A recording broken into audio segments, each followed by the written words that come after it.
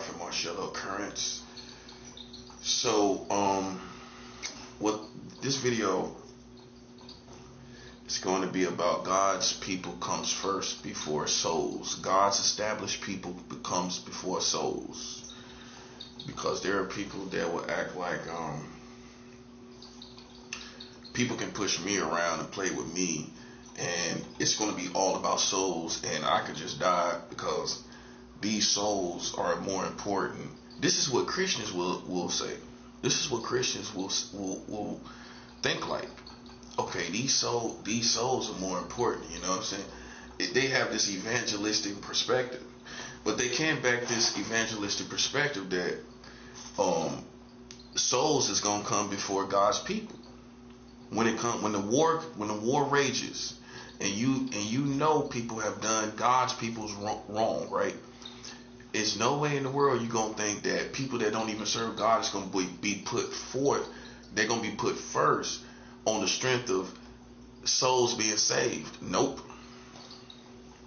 See, it's this type of person that has this evangelistic mentality where it goes way too far in the wrong direction. In many different situations, they'll apply this evangelistic attitude to many different situations.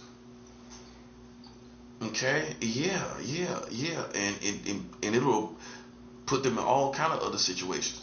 Now, what I'm saying is this: if it's a war that breaks out in America, which it has, let's just apply what it really is real. Okay, these people play with me, right? They play with God's people. What you're gonna think in America is that these souls gonna come first with this person. We feel sorry for this person, but this is what the American gonna say. But these souls come first, and we gotta keep getting these souls. See, but you can't take and prove specifically in the Bible that these souls gonna come first. These people who not saved gonna come first above God's people. If you're not really a discerning person, and you're not hearing all the words that's coming out of my mouth, and you're not considering all the dynamics, I'm not talking to you. I'm talking to a person that understands every single word, not half the words. Some people understand half the words or half the dynamics that apply. All that I say applies, which means God's true people, we gonna be put first if the war breaks out. As opposed to these lost souls that God just gonna let us die, and these lost souls gonna just live because all these people gonna live because souls got to be saved. It doesn't work like that. When the war breaks out, God is gonna ride with us. Now that's how you need to hear it. That's how you need to hear it, bro. When the war breaks out, God gonna ride with us. And that's that. And if you got this evangelistic mentality, like, well, what about the souls and the people getting saved? Nah, I'm sorry. A war broke out. That's 7 out. The war broke out, right? Okay, so since the war broke out, guess what happened? God rolled with us. No, cause listen, man, yo. If y'all don't have a relationship with God, how you know what God doing? Yo, how you know what God doing and you ain't got a relationship with God? Many of you are too religious to know what God is doing. Many of you are not spiritual enough to know what God is doing. That's why you have to listen to people like me. I'm going to be more credible. I'm going to be more accurate. And one thing is for sure, God is going to ride with his people. Does that make sense? He ain't going to come over here and say, well, these souls need to be saved. And his people, so I'm just let my people die off and get these souls. That's not going to work, bro. You can't prove that with the Bible. In other words, you can't really prove God's nature to do the things that you be saying that God is going to do. You can't prove it in the Bible. So it's just you thinking this stuff. You just thinking God is going to ride with these people and just do this stuff for souls, but you ain't got no scriptural backing on that. When I can show you more times than not that God is going to ride with his people in a community that is against his people is on its way to destruction. How many do I need to show you that in the Bible? You already know that. You already should know. That's common sense to some people. But yet I have to address this because you'll think like you and God is family. Right. You've been mentioning God a lot, but y'all never was family. Hold on. Say it again. I'm doing like Shark G on the I Get Around video. Hold on. You know how you doing this hand like that? Hold on. Hey. Hold on. You and God was never family. Y'all talk about God like he family, but y'all was never family. I mean, come on, man. Like, look, man, I know religion is in spirituality is something very close to people's heart. It's very personal. That's the only reason we don't check people, and culturally speaking, as humans, because especially here in America, because we think it's so personal. People don't have the right to tell you don't have no relationship with God, right? Because it's so personal, right? We're talking about God, so people will think, who are you to say I don't have a relationship with God? That's too personal. That's like ripping God out of somebody's heart, right? But God was never there in their heart. That's what I'm showing you. He was never there. And how we know? Because people do not pay the price. People are not paying the price to live for God. No, they not. Man, we suffer for God, bro. You know what it's like to suffer for God? One of the fruit of the Spirit, while many people will tell you, they'll talk about love, joy, peace, goodness, kindness, faithfulness, self-control, temperance. Long-suffering is the one that they leave out. They'll talk about faith, goodness, kindness. When they say, you shall know them by their fruit. When a Christian in America referenced that scripture, you shall know Christians by the fruit that they bear. Meaning the good attributes, the good character attributes they have. They gonna say that's an indication that a person is a Christian or not a Christian. But the fruit that they don't look for, or the character attributes that they don't look for when qualifying a Christian. See, they'll look at me and say, oh, well, he ain't no Christian because he ain't got no love. And the Bible says, you shall know them, you shall know God's people. I'm paraphrasing. You shall know them, you shall know God's people by their fruit, which means the character attributes, the character traits, the good virtues of character, right? Which is love. They mention them. Love, joy, peace, goodness, kindness, faithfulness, long-suffering, faith, self-control. That's the fruit of the Spirit. But you know the one they leave out? Long-suffering. That's the fruit of the Spirit. See, when they trying to get on me and you, they going to say, oh, he ain't got no love, but we in war, so we got to ignore them. Listen, the religious people are not in this war with us. They not. It's almost like the world is with us, and the religious people are not. You don't sense that? The world know more about what's going on than the religious people. It's a war right now. It ain't no secret.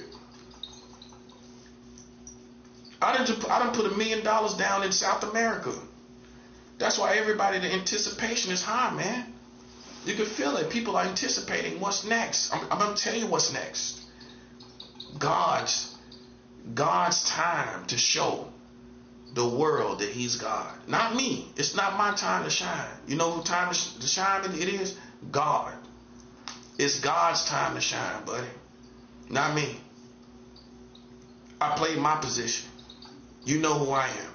Now, it's time for God to shine like never before. Yeah, it's not about me. God gonna promote me, and God gonna put his light on me to make me shine. But at this season in time in 2026, it is about God showing who He is. Okay? Because I played my part. I put my offering in South America. I put $1 million down in South America.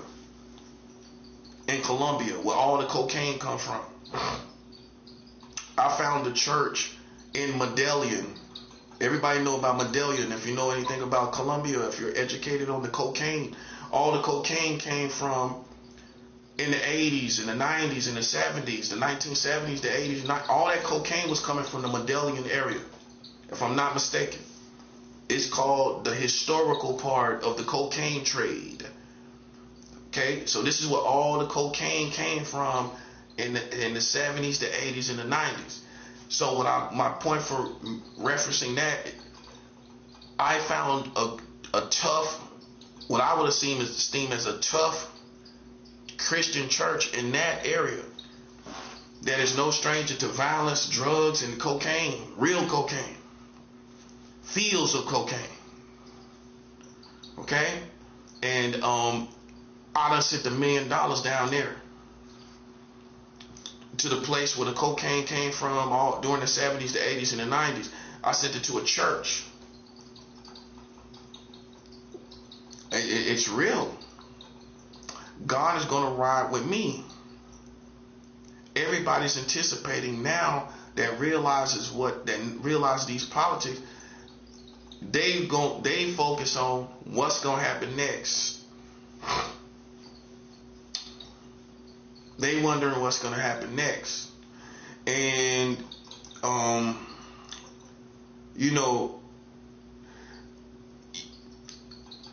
God is going to shine His light on this whole situation. That's what we're waiting for, because the Americans are trying to show Trump as a noble person. He getting a Nobel Peace Prize. It's disgusting. When he couldn't get one on his own. Could he get one on his own? Could he get a Nobel Peace Prize on his own? Well, you're going to have mixed reviews. I think you got too many mixed reviews to have. You got too many mixed reviews to get a Nobel Peace Prize on your own.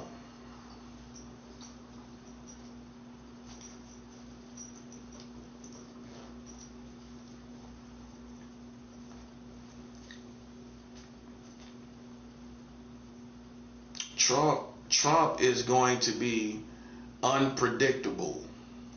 He's trying to take Greenland, and they got German soldiers. They done brought in soldiers from Europe ready to defend Greenland. It's not a game. It don't, listen, what I'm trying to get you to see, it don't matter what Trump is doing. It don't matter how they try to see him in a positive light. This is gonna get worse. This is gonna escalate. This is what I'm trying to show you. All the paying attention to that little stuff going on right now, the Nobel Peace Prize and all of that little stuff. Remind you, he still got Maduro in the borough of Brooklyn. So I put it like this. I'm gonna be saying this to March 17th. Maduro in the borough. Maduro in the borough. And I'm not making fun. It's not picking. It's a highlight issue. They didn't use the Congress. They didn't go about the right way. That's all I'm looking at, and that's all you should be looking at. They didn't do it the right way. That's it. Whether he's guilty, I don't care if he's guilty. I care about the process. See, that's the difference between white America and black America. You looking at, oh, this person's guilty. I'm looking at how you doing things. Just like how you play with me. It wouldn't matter if I'm guilty or not. People are disgusted with how you did things, to where they don't even care if I'm guilty. I don't even care if Maduro is guilty. You know what I'm looking at? I'm looking at how you dragged him like a slave from South America. That's what I'm looking at. And you didn't have the authorization of the Congress. You didn't have the government backing you. You didn't have it wasn't a collective American decision. And they're trying to clean it up and make it look like it was a collective American decision with the government, but it wasn't.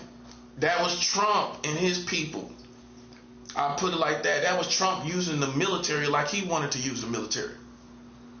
Okay, that's what it was. It wasn't no joint decision. It wasn't. He didn't have Congress. He didn't have the government. He didn't have these politicians backing him with signatures and yays and nays. No, that's what you got to go get. But he knew that he wasn't gonna get it from the government. He wasn't gonna get it from them.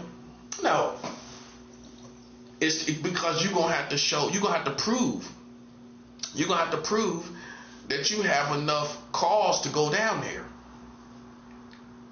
And he wouldn't be able to prove it. So they did that unauthorized. Let's get that understood. We are in a season where Trump and those with him have had a military operation that was unauthorized, where they took a South American president of Venezuela out of his country unauthorized. That's how you got to hear it. It was unauthorized. Say it along with me. Unauthorized. Okay? It was unauthorized. So we ain't moving past no. That's what we stuck at. We don't care if he was a bad person or not. Because see, like old school say, two wrongs don't make no right. Two wrongs don't make no right.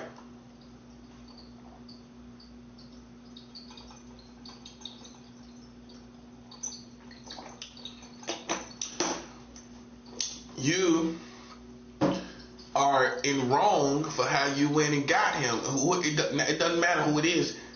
Let's just look at on principle the wrong of you going down and getting somebody from a different country unauthorized. That's what we're looking at. We don't care who it is. So your wrong is, without being specific, your wrong is you going to get in the president like he a slave, like you can just do it because you're white America. I mean, that's how it's coming off. It's coming off like white America can just do this and go get this guy that's Latino, and you don't have to even answer. I mean, this could be anybody else. This could happen. If this would have been someone European or African, so let's look at it like this. If they would have got the president of Jamaica unauthorized, you wouldn't have heard the last of it, buddy. Let's keep it 100. If it was the leader of Barbados, you wouldn't have heard the last of this. That's for black people. Now, if it was a leader of Europe, somewhere in France or somewhere over there, or in any Europe country, and they just took him from over there and brought him here, you are going to want to know the process, the evidence. And with Latinos, it's a different situation. Like, they don't even have to explain it. But I can show you, if it was black people, they would be protesting. If a Jamaican leader was pulled from Jamaica without probable cause or information or enough evidence and authorization from Congress solidifying that, authenticating that move, y'all would have made sure that happened like that. If it was Europeans and it happened to Europe, they would have made sure, all Americans would have made sure, white Americans even, would have wanted to see the evidence, the procedure, and make sure you had the proper right to go through with this procedure. We're looking at the right to do it. That's what we're looking at. Because the standard has to be upheld. The proper standard has to be upheld. Because if it starts, listen, and you allow it, then you have to allow it for everybody, which means they can go and do all kind of stuff, take all kind of other leaders. And what you gonna say? They gonna point back to Maduro, where y'all didn't say nothing about Maduro. Y'all didn't say too much of nothing about Maduro. Okay, so then now we want the leader of Jamaica. What's the difference? There is no difference. That's why you have to fight for a standard and stop and learn the difference between fighting for personal reasons and fighting for a standard that we all have to live by. Because it could come back and bite you in the butt. Now it happens to people that you love and care about.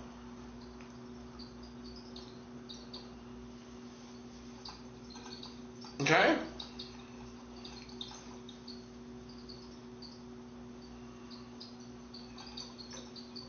So I'm looking at it's an unauthorized operation that happened against Maduro, and I don't care if he's guilty or not.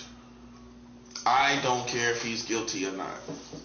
I'm looking at the unauthorized operation. The unauthorized operation, that's how we're going to be putting it. Moving forward, we're going to be calling it an unauthorized operation. That's what we're going to call it. Because I think it's done for flex reasons. You know what I'm saying? I smell a flex. That's what I smell. I smell a flex. I smell that they're doing it for flex reasons. You know what I'm saying? It's disgusting.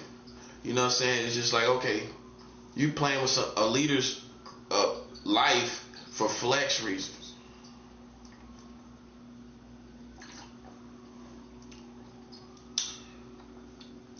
So we're in a season of unauthorized operations. Let's not be deceived. It's a season of unauthorized operations. That's where we at. We're rogue. This country is rogue. R-O-G-U-E, rogue.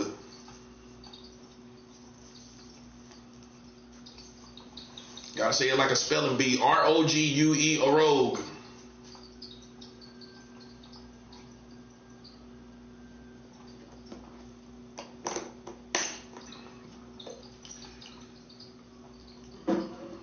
Okay? This is not a game. I'm not playing a game with anybody. I'm a real prophet. Okay? We're past that point. Everybody see I'm credible. We're past whether he's real or fake at this point. Too much credibility. Now at this point, you should be taking heed. Because a prophet, more than anything, I'm going to repel more than embrace. That's why I'm not trying to do this for myself, because I repelled more than embrace. If I was about a following, I would just be taking everybody in. I wouldn't care what they was. I wouldn't care what they would be doing. That's how you know I'm not a cult, because a cult gonna pull everybody in. As many people that will come. I'm repelling people. How I'm a false prophet? A false prophet that repels people? Make that make sense. A false prophet gonna try to get a mass following and get everybody to follow him. See, it's more than one way. It's more than one way, man. That's to see the truth. You're not that smart. A false prophet is not gonna be repelling the people. Even in his world views, and he gonna put that aside to bring everybody in. Think about it. He gonna push away all the touchy issues that will stop you from coming in. That's why you gotta watch these people that's not talking about these touchy issues, because they want these mass followings. I repel people too much for you to think I'm a false prophet, because a false prophet is not going to repel people. And based on worldviews, my worldviews repels the country. Now, make it make sense where a false prophet would do that. That's what I'm saying. Only a genuine prophet is going to do that. They're going to repel the people. They're going to repel the foolishness. They're going to repel the culture.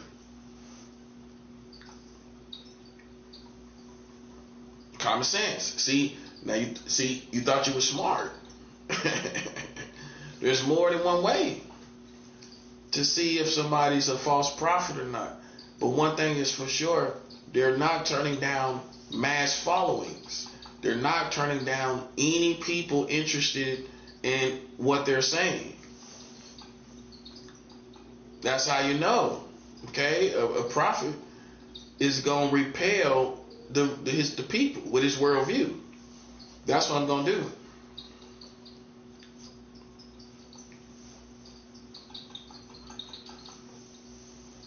Trump is rogue right now.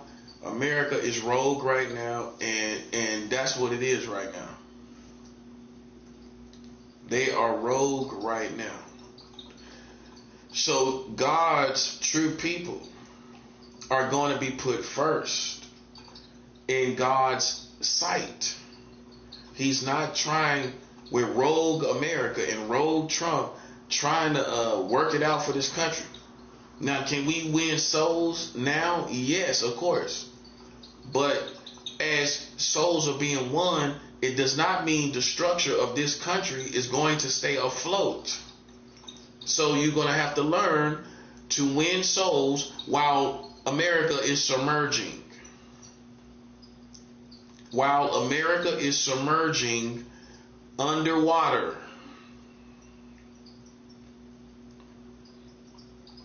You're learning the art of accepting America submerging and winning souls while they're submerging.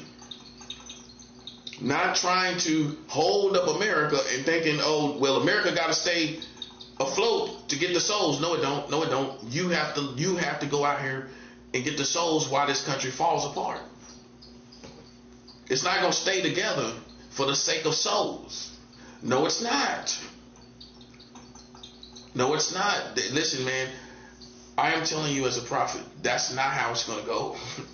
That's not how it's going to go, buddy. They have done too much wrong against God. I'm not the only one. They have done too much wrong against God's kingdom.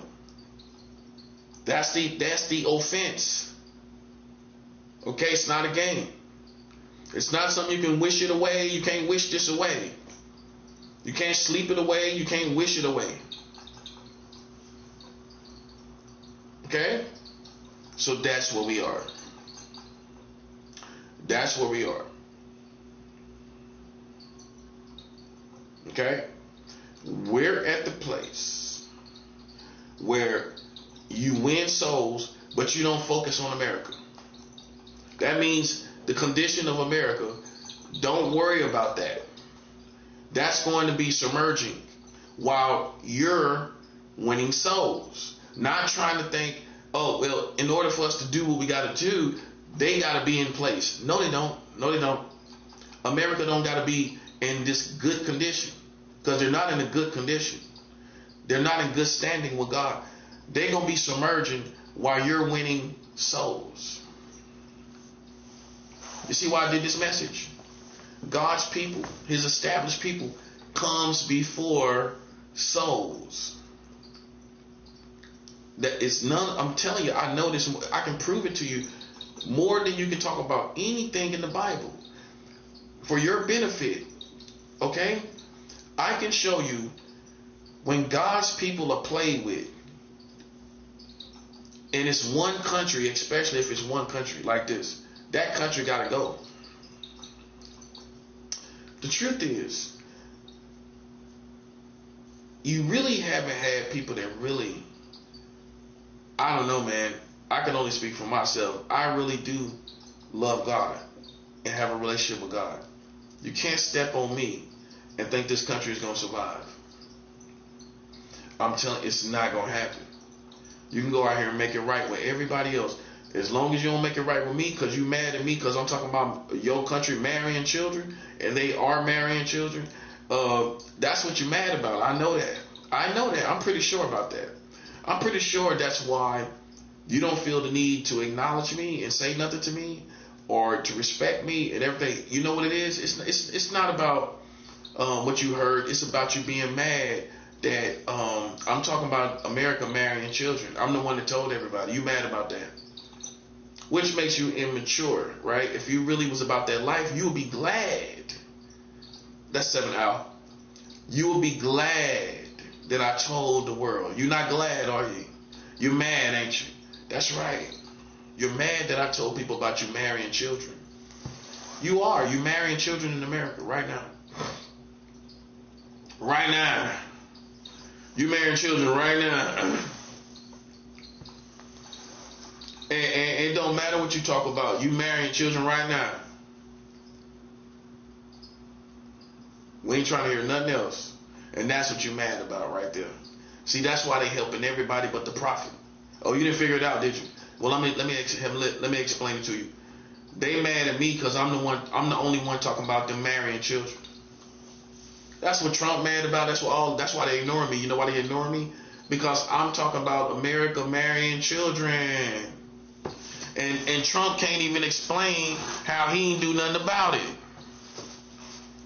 So remember, the prophet has a conversation that none of these rappers don't have, none of these hood people in the streets, none of these people don't have these conversations. They another one sitting around didn't know nothing about America marrying children. They ain't know nothing about it. New York, all the boroughs didn't know nothing about it. That's why New York gotta respect me, cause y'all didn't say nothing about y'all country marrying children in New York marrying children. Right here in New York, you had 385,496 cases of child marriage in the state of New York alone. Almost 500,000 children between the year 2011 and 2019. 8 years, you had 385,496 cases. Almost 500,000 right here in the state of New York. Go look it up. That's real numbers. 385,496 cases. And I'm ranting? Do you think I'm ranting? Or am I passionate? You sound like a teenager. He's ranting. Well, I mean, is that what you call it?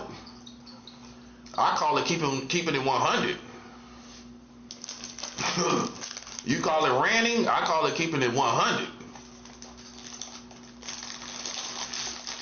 Yeah. Marrying children? You call it ranting, don't you? Ranting. Well, it ain't gonna stop. The ranting ain't gonna stop. The ranting ain't gonna stop, buddy. The ranting ain't gonna stop.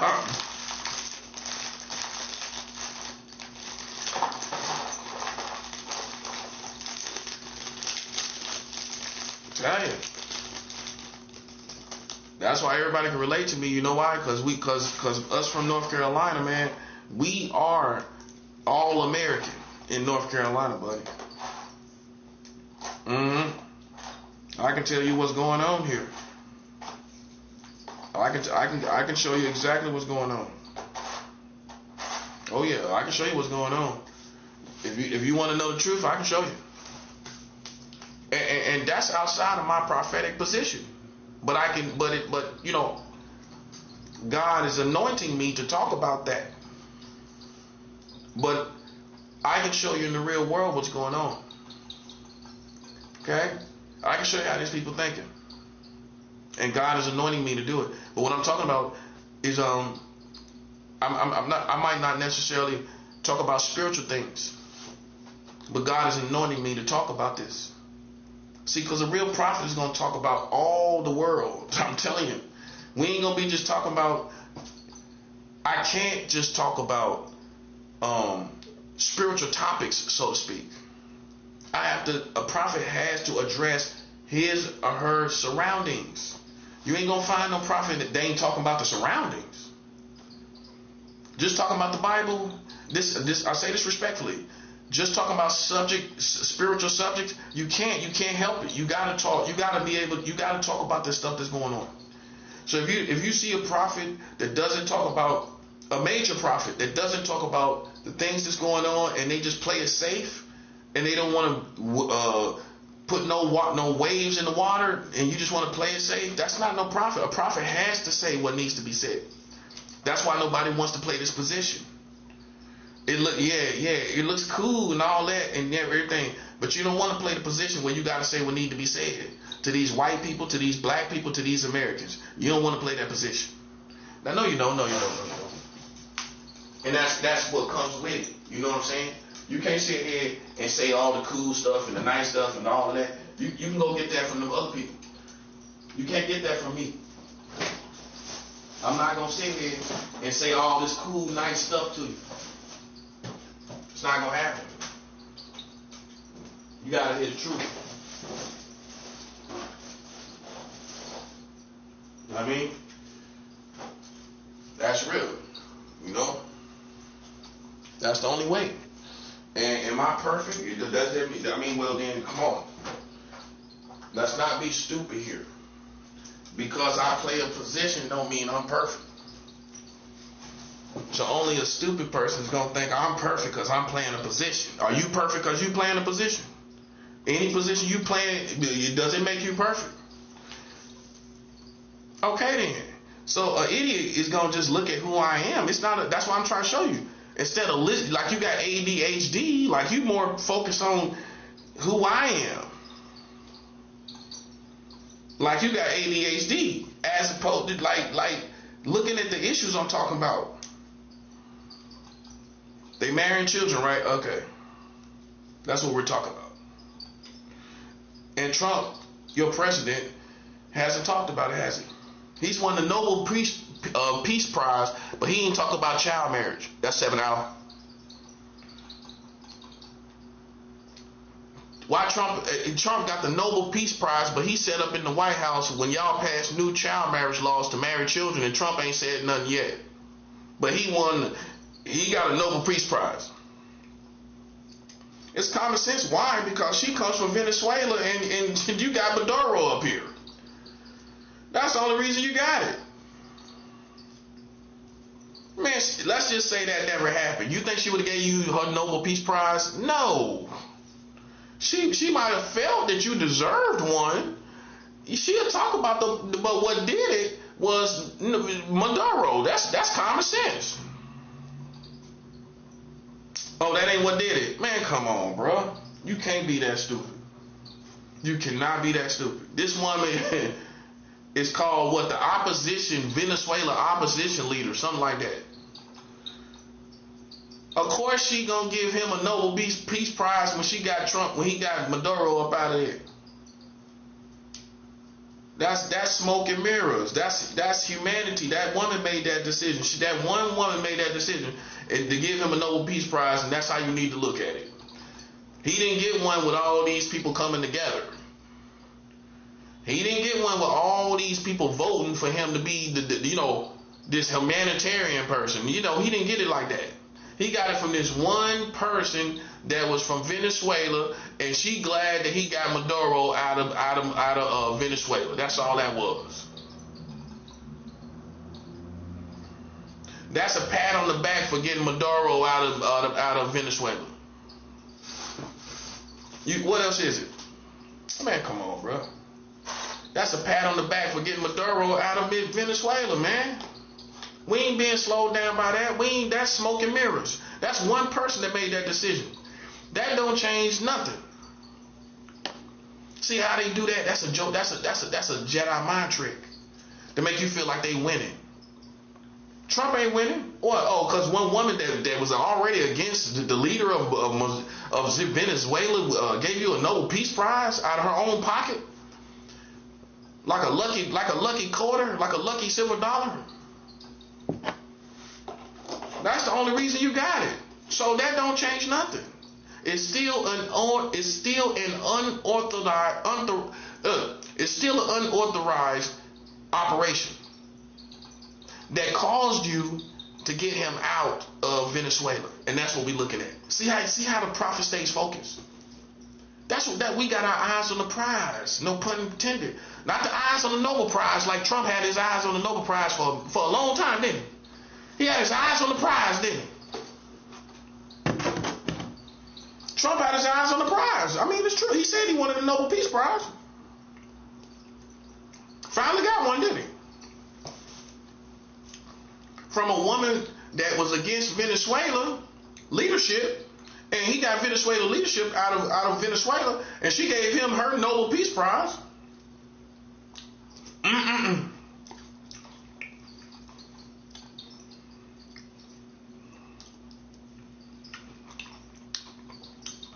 That's too obvious.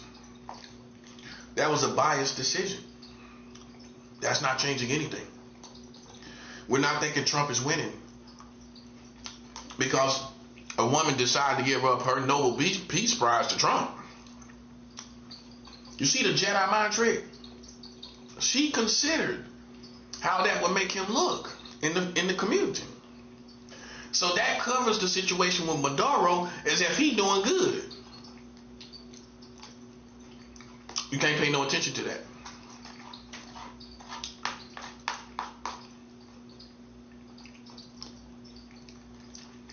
Because God is about to do something that Trump can't control.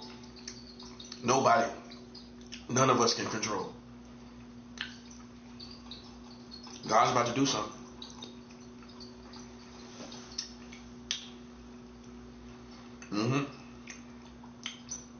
I have faith.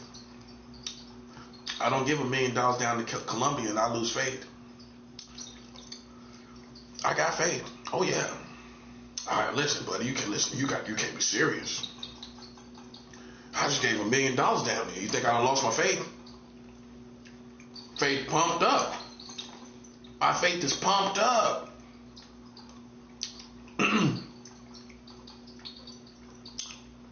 Trump is still in trouble because he went down there and got Maduro unauthorized.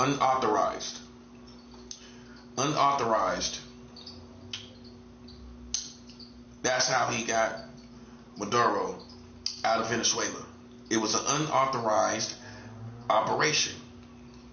And look, that's all we looking at. That's all we looking at. We ain't talking about nothing else. Whether he was guilty or not, I don't care. And that's where you stay. You stay in that position. See, this is how you win in court. You don't talk about nothing else. When you go to court, well, first of all, this was an unauthorized military operation. We're not going any further until we clarify first, was this even legal? That's where we are. We're not talking about, we're not going with the Jedi mind tricks of what he done and what he talked, all these charges. Was the way you did it is going to get him dismissed, whether he's guilty or not. And that's what you have to tell white America. Whether he's guilty or not, the way you did it is getting this dismissed. And he's going back to Venezuela, and you're going to do it right up here the right way. And then you go back and get him the right way. That's what you should have did the first time. That's what a good judge is going to tell you. You're going to send him, put him right back there. You're going to get evidence. You're going to get everything you need. You're going to get your ducks in a row. You're going to go to Congress. You're going to get everything good. And then you go back down there and get him.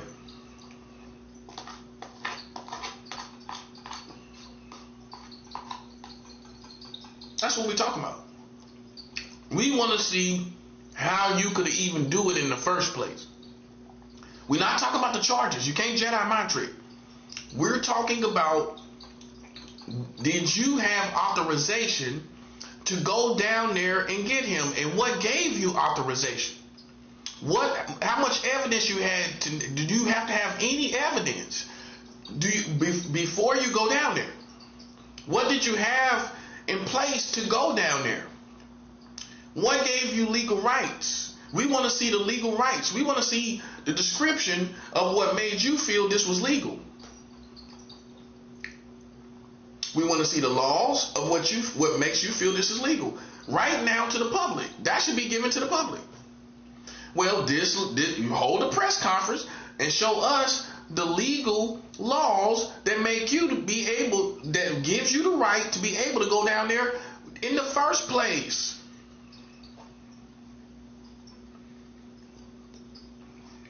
We want to see that. Don't Jedi mind trick talking about what he done. We don't care about what he done. What we're looking at is how you did it. We're going to teach white America how to do things the right way. You go through the proper procedures of getting legal right and show us those legal rights. We don't care about drugs that much. It's still gonna be drugs in the streets. You get Maduro off the streets, it's still gonna be drugs in the streets. It's an ongoing battle. I don't even believe that. That's a Jedi mind trick to just get down there and do all kind of other stuff. Well, we need to get the drug dealers. You ain't been worried about no drug dealers. I didn't hear Trump say nothing significant about no operations against the drug dealers his first term. All of a sudden now he cares about drug dealers. I don't know, man. I don't know how much I believe in that. How much you believe in that? See, intelligent people do one thing for many reasons. And if you're not smart, you're going to be stuck on the reason they're showing you. But a smart person has sit back and calculated other reasons why they still did the same thing. And that's what we're looking at. We're looking at the other reasons you did this. See, you can feed a simple person one reason. Yeah, we did this because of the drugs. We did this because of the drugs. The drugs is why we did it. Okay. No other reason. Oh, it is other reasons. Like them being mad about the illegal migrants coming into this country, and it just so happened to be the leader that they found to be the one most at fault about letting all these illegal migrants come into the country, that they arrested and did an operation, an unauthorized operation to get them, to bring them up here. It just happened to be him. It just so happened. You think that's a coincidence? The main leader they've been talking about is the leader of Venezuela, letting all these legal migrants in here. And you think it's a coincidence that they just happened to go get him unauthorized? They went and got him unauthorized. You think that's a coincidence? Well, you're pretty simple, ain't you? So it's the drugs, or is it now you see what I'm saying? Is it the drugs, or is that just your past, your legal? That's just your past that you give the simple people so you can get down there and get this person that you hold accountable for bringing all these illegal or letting all these legal migrants come into the country. You just want to get him, so you're going to talk about drugs so you can get him. You're going to talk about drugs so you can get him. You're going to talk about drugs so you can get him. That's what it is. You're talking about drugs so you can get them.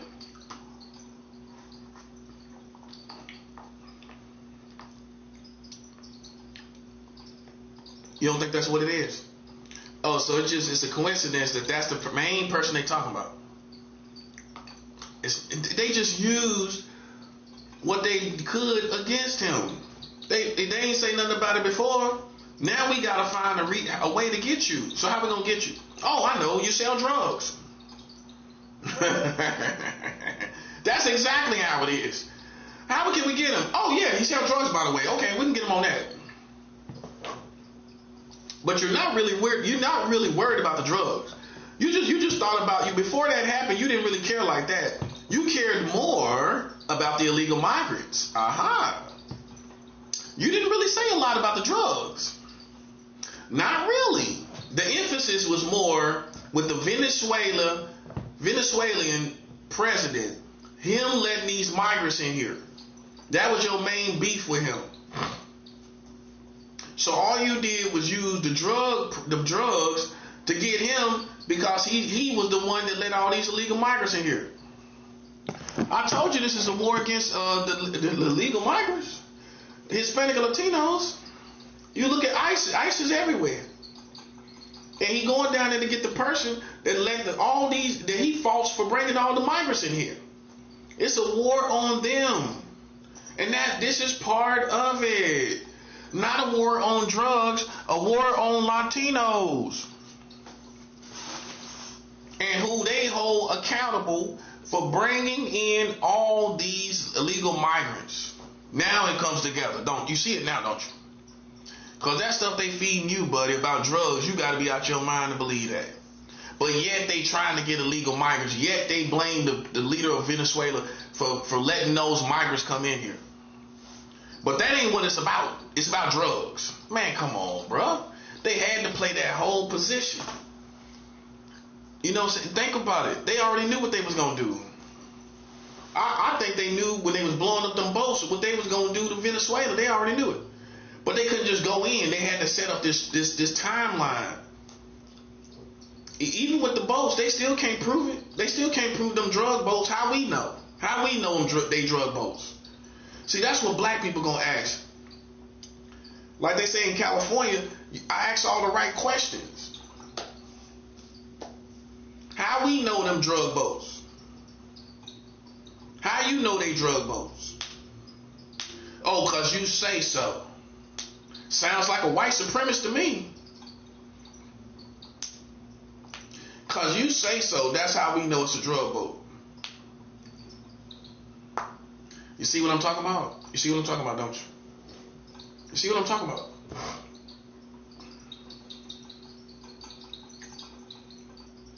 Like I said, what they should have done was they should have went down there and put military down there to block off the boats.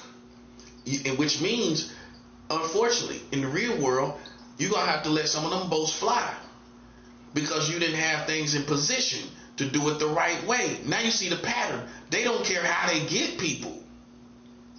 That's 7 hours. They don't care how they get people.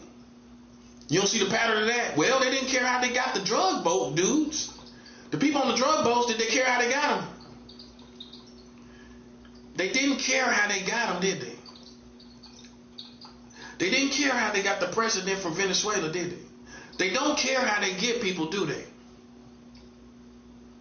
That's white America for you right there. As you as a black man, you ain't gonna do that. White America don't care how they get people. That's how I look at it. Look at the pattern. Okay, you just blew up the boats. Last time I checked, that's not a death sentence. I don't care what you're talking about. That's why they had to go and make fentanyl a weapon of mass destruction, for it to all be calls to blow up boats in saying that they had weapons of mass destruction on the boats. See, that was the complaint, that the drugs wasn't enough to say these are terrorists or these are threats against humanity. So they had to go make legal, as far as the description, fentanyl as a weapon of mass destruction.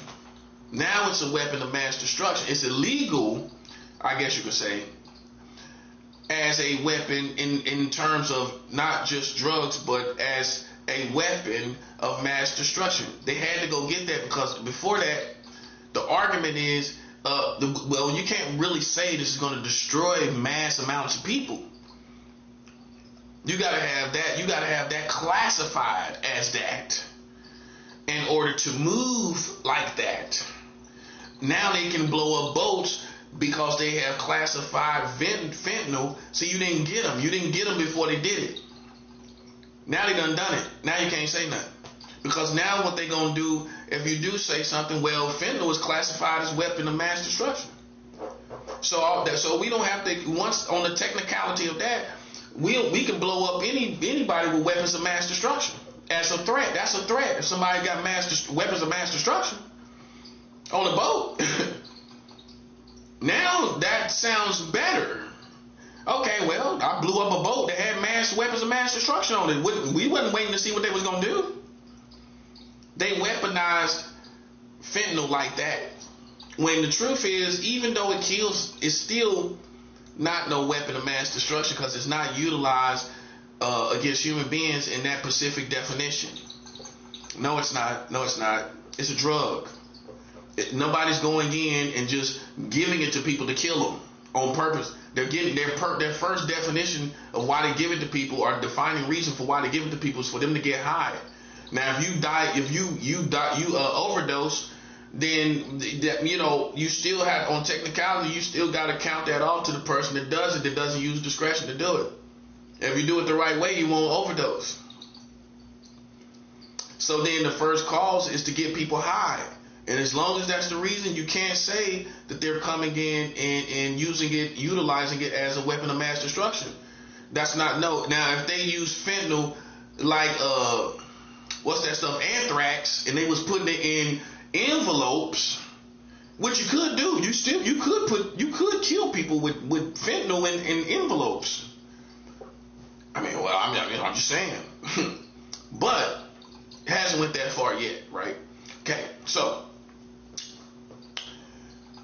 fentanyl is used to get people high. It's not used like anthrax. It's not used as anthrax. Now, if it was used as anthrax, like anthrax, then you could classify it as a weapon of mass destruction. It's used for, at this moment in time, its primary purpose is for people to get high, and you can't say, besides that purpose, that based on them overdosing on drugs, that they're using it to kill people. That's the result of people misdosing fentanyl. If fentanyl is dosed properly, they don't overdose. If they microdose fentanyl is not a weapon of mass destruction. I'm just saying it based on technicality, without being biased about what it does and everything like that. I'm basing it on, you see what I'm saying? I'm basing it on the technicality of what people's real intentions are, and what happens if people follow the intended dosages. If they follow the intended dosages, it's not a weapon of mass destruction. They're not giving it to people to say, we're going to kill these people. That would be, I can see if that was anthrax. Now, if you found boats from South America full of anthrax, do you see the difference? And it was going to America, then you could say this is being utilized as a weapon of mass destruction. But that's not the intentions of the drug dealers. You're looking at how strong and fatal potentially fentanyl could be, but that's still not saying it's being utilized to kill people. That's the purpose. That's not the purpose that the drug dealers have. They're not saying we're going to use these drugs to kill people. That's how you're looking at it. Okay? If they're not using these drugs primarily to say, well, yeah, they're going to do these drugs and die. You can't say they're in the position of utilizing fentanyl as a weapon of mass destruction. And that's how you do that. That's how you do that there. That's how you do that there. That's how you do that there. Okay? Now, you can rewind that. That's how, that's how it really is.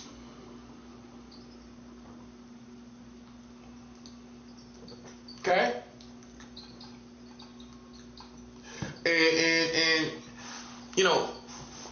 all this extra talking about, they doing narco terrorists and now, man, come on, stop playing, man. Stop playing.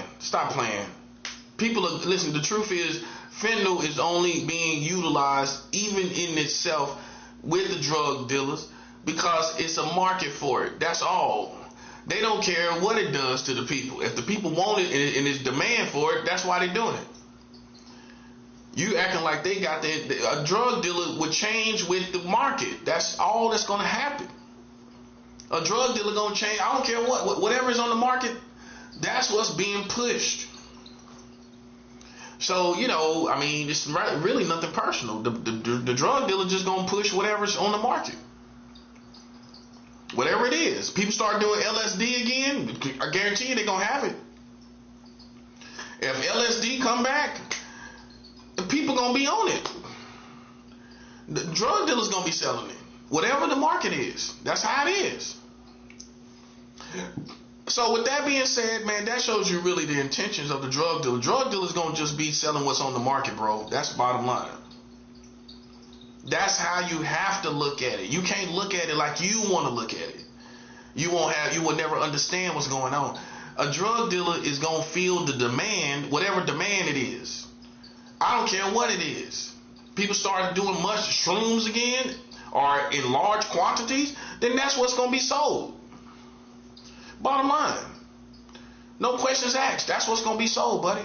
Whatever the so for those who thinking that people are just about this using this fentanyl. They want to specifically use this fentanyl or ship out this fentanyl. It's really about filling the demand, just like a business. If you had a restaurant and they know everybody eating turkey bacon, and it's just a market for it, they're going to eventually start selling turkey bacon. I'm surprised that really turkey bacon and turkey burgers didn't take off in places like McDonald's and Burger King and different places, because it's a market for it. It's been a market for it for quite some time. It's been a market for turkey for ground turkey bacon for like 20 years plus. So by now, it should be a demand for it in the restaurant. But some people kind of, as it went up, it went down in some cases, because some people kind of shy away from ground turkey and turkey bacon and things like that. So it kind of went up, and then before it really could get into the market of these different restaurants, it kind of went down with the community. But some people stuck with it. Some people stuck with it though. So you gotta understand, these people are not just focused on fentanyl. A drug dealer ain't focused on fentanyl. A drug dealer is going where the money at. So the truth is, like I've explained many times before, the biggest problem is always the addicts. As long as there's a drug addict, there's going to be a drug dealer. I don't care if it's one of them. He'll set up enough drugs for that one drug addict and get money off that one drug addict, buddy. And especially if they got money. Especially if you can find a rich person, you got money, you don't gotta go to you don't gotta have a whole bunch of clientele. This one person is do a lot of drugs, right? Boom, that's it. That's all you gotta. That's your supply. That's your clientele right there. All he gonna do is feel the demand of that, like a business. He's going to feel the demand of that clientele, whatever they want. It's never personal with a drug dealer. It's never personal what he puts out on the streets. It's all about the demand he feels. What's the demand? And the demand comes from the drug addicts. So if Trump and the people like him and people that think like getting the bad guys, you got to get the drug addicts. You got to go get the drug addicts too. If you call yourself getting the drug dealers, you got to call yourself getting the drug addicts. As long as you don't get drug addicts, buddy, listen, man, somebody gonna get that money, even if it's a doctor. Somebody gonna get that money. I'm telling you right now. As long as it's a drug addict, somebody is gonna get that money. If it's not me, it's gonna be somebody else. That's how a drug dealer gonna tell you. You're not gonna stop this. That's what a real good drug dealer would tell you in the course. I'm just a player in the game. So if you take it personal, if you take what I'm doing personal, you personalize it to me like I'm some monster. I'm just feeling the demand on the market, just like a business. If there's a demand for something, I'm just feeling this demand. It's not. I'm not. And the only thing you can look at is that I am not sensitive to the effects of what I'm feeling the demand about. You're looking at. That's the only thing you can look at is I'm not sensitive to what I'm putting out as a product, but it's a demand for that product, right? I'm not shoving it down people's throats. I'm not shoving it down people's throats. They're going to get it from me. They're going to get that product from me or someone else. So how is it personal about me? It's not about me. I'm just one person. And this demand is everywhere. And you're not going to beat it without solving the problem of those who demand this drug. So it's hopeless. just as hopeless as a drug addict. Because as long as a drug addict relapses and goes into drugs, listen, it's always going to be somebody right there standing there waiting to serve that drug addict some drugs. Point blank, period. That's how you know it ain't gonna stop. It's how hopeless is it, or how much hope is it in? How much hope is in this? It's as much hope that's in a drug addict stopping doing drugs. That's how much hope you got. It's a little bit of hope, but that's all the hope it is.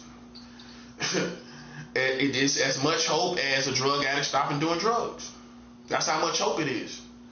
It's not a lot. It's not a lot to stop drugs, because as long as there's a drug addict, that's how much hope you got. That's the truth. And it's easy to blame the drug dealer, but like I said, I mean, you can't even personalize this guy. You can't even, it's a market. It's a market for it. That's like blaming the guy that really, I mean, you can put pressure on these restaurants to make more healthy food, but as long as people want junk food, there's going to be somebody that feel that demand. And until you have people that stop eating this food, I mean, I'm sorry to tell you, somebody's going to feel that demand. I'm sorry. So the consumer is always considered. The consumer is the problem. If you want to stop drugs, and you're really serious, I'm just addressing it if they really are serious. We don't think they're serious, but if they really are, we're going to cover our butt by giving you how the real principles of how you should be carrying yourself. You should be making more rehabs in America if you want to stop the drugs. Get more rehabs in America. Build more rehabs. Build more rehabs. Do more research on pills for drugs, etc., etc., etc. Dig into helping the drug addict in various innovative ways. Until then, just going after the drug addict, just like a cartoon. Well, here's another drug dealer. You got rid of that drug dealer, but here's another one. Here's another drug dealer. He's right there. He popped up. Okay? They're not going to go away. Drug dealers are not going to go away, buddy, because of the demand.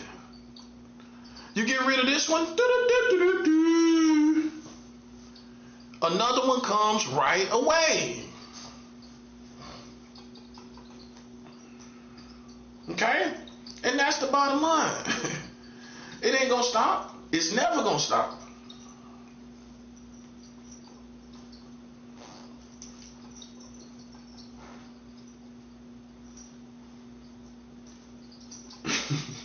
It ain't gonna never stop. Okay? So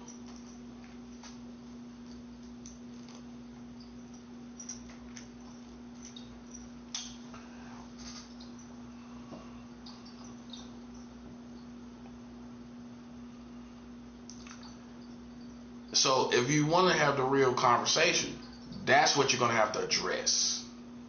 Okay? If you're not bull crap and you're not full of crap, okay, then this is the real conversation. Because as long as you try to you think, well, you're making some progress, to me, you're not. Because, well, the drug addicts are still going to get drugs. They're still going to do drugs. And you just took one source, but it's not going to stop the flow. Make sense? In other words, you getting rid of some random drug dealer is not going to stop any drug addicts from getting what they want. Just stopping a random drug dealer is not going to stop any drug addicts from getting what they want. They might go through a drought, but somebody's going to feel that demand. So if you pop somebody in the neighborhood, somebody gonna see, oh, the dude done got off the block, they got him. Some other drug dealer gonna take that demand, that clientele. The next person in line is taking that money.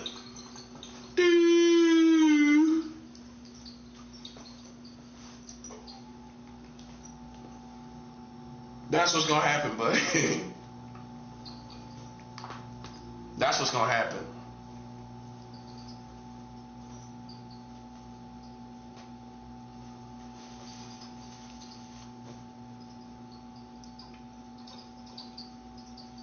There's always going to be somebody feeling that demand. You know what I'm saying? See, this is how black reasoning does it. White reasoning is, we just going to get the bad guys. Okay, well, the bad guys are also those who do drugs. Well, in the technicalities of the situation, yes. Because as long as there is drug addicts, there is going to be drug dealers. Woo.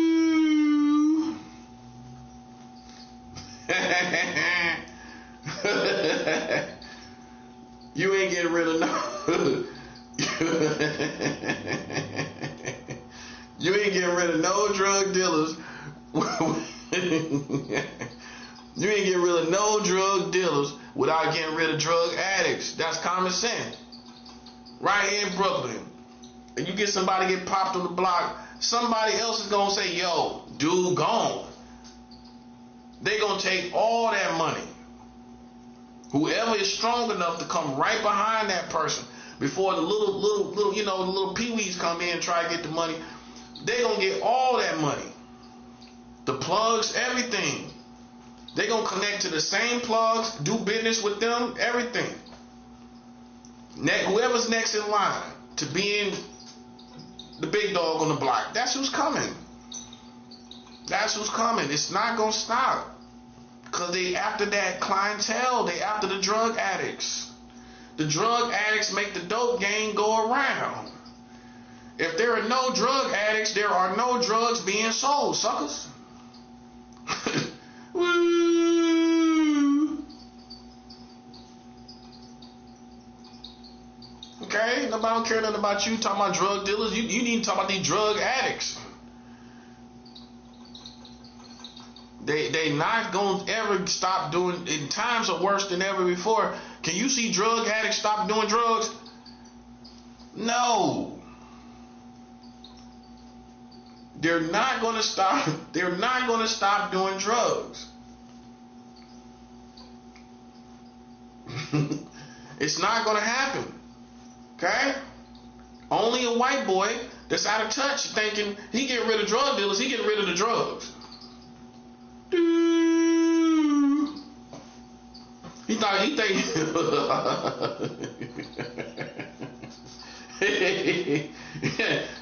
thought he got rid of the drugs, didn't he? Ask a black person, did he get rid of the drugs? Ask him, did he stop anything going on? That's the better question. Did he stop anything going on? No. It might be a drought, what we call a drought. Yeah, it's dry, you know, ain't nothing going on. But sooner or later, somebody gonna come in and feel that demand. That's what's gonna happen, buddy. That's what's gonna happen. Which means you're not stopping anything on the streets. And if you're not stopping anything on the streets, I mean, what are you really doing? Think about what I'm saying. Even though they'll tell you, oh, we got like 10 keys of cocaine. We got like 10 keys of cocaine off the streets. Okay, that's not stopping everybody from doing drugs because you got 10 keys off the streets. It's just that specific drug wasn't done.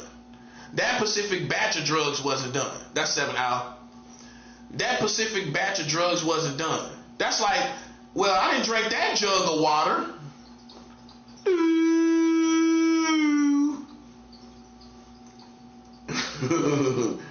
I didn't drink that jug of water, but there's another jug of water over here. Okay, so just cause that I didn't drink that batch of jug of water, that jug of water, that batch of water, there's another batch.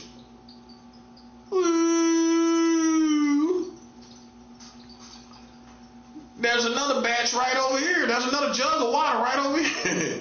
There's another jug over here. There's another jug right there. So all you're doing is just wiping out a certain specific batch. That's it, buddy. That's it. That's like taking a cake out of a cake factory. Oh, I took a cake out the cake factory. You took a cake out the cake factory. That's what they doing. You took a cake out the cake factory. Well, we took a 3-layer cake out at the cake factory. Here it is. Woo. They showed you a 3-layer cake out of Cake Factory. They got a whole cake factory. You know they got a whole cake factory. In other words, they got a whole drug trade in the world. Oh, one cake at a time. That's how we're looking at it. One cake at a time. That's what the police say. Well, we're getting one cake at a time.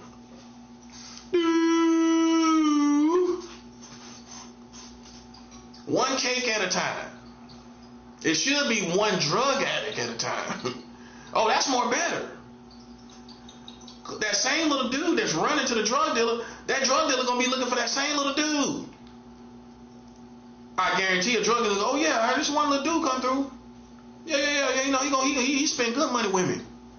He gonna be missing that one little drug addict you go and put in rehab. You go and get off the street. A drug dealer gonna miss him more than a drug addict gonna miss a drug dealer. Woo.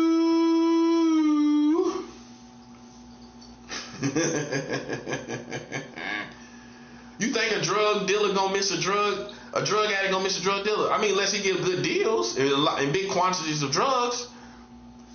But he gonna get over it with a new drug dealer. But I guarantee you the drug dealer is gonna miss a Pacific drug addict with a Pacific amount of money. A drug addict gonna take the same money and go somewhere else. You don't get it, do you? You don't get it, do you? You're not that sharp. You're not that smart, are you? So who's gonna miss who's the most? Who's gonna miss who the most? The drug addict, the drug dealer gonna miss his clientele the most. A drug addict just gonna go, they can go across town and get other drugs, even better drugs.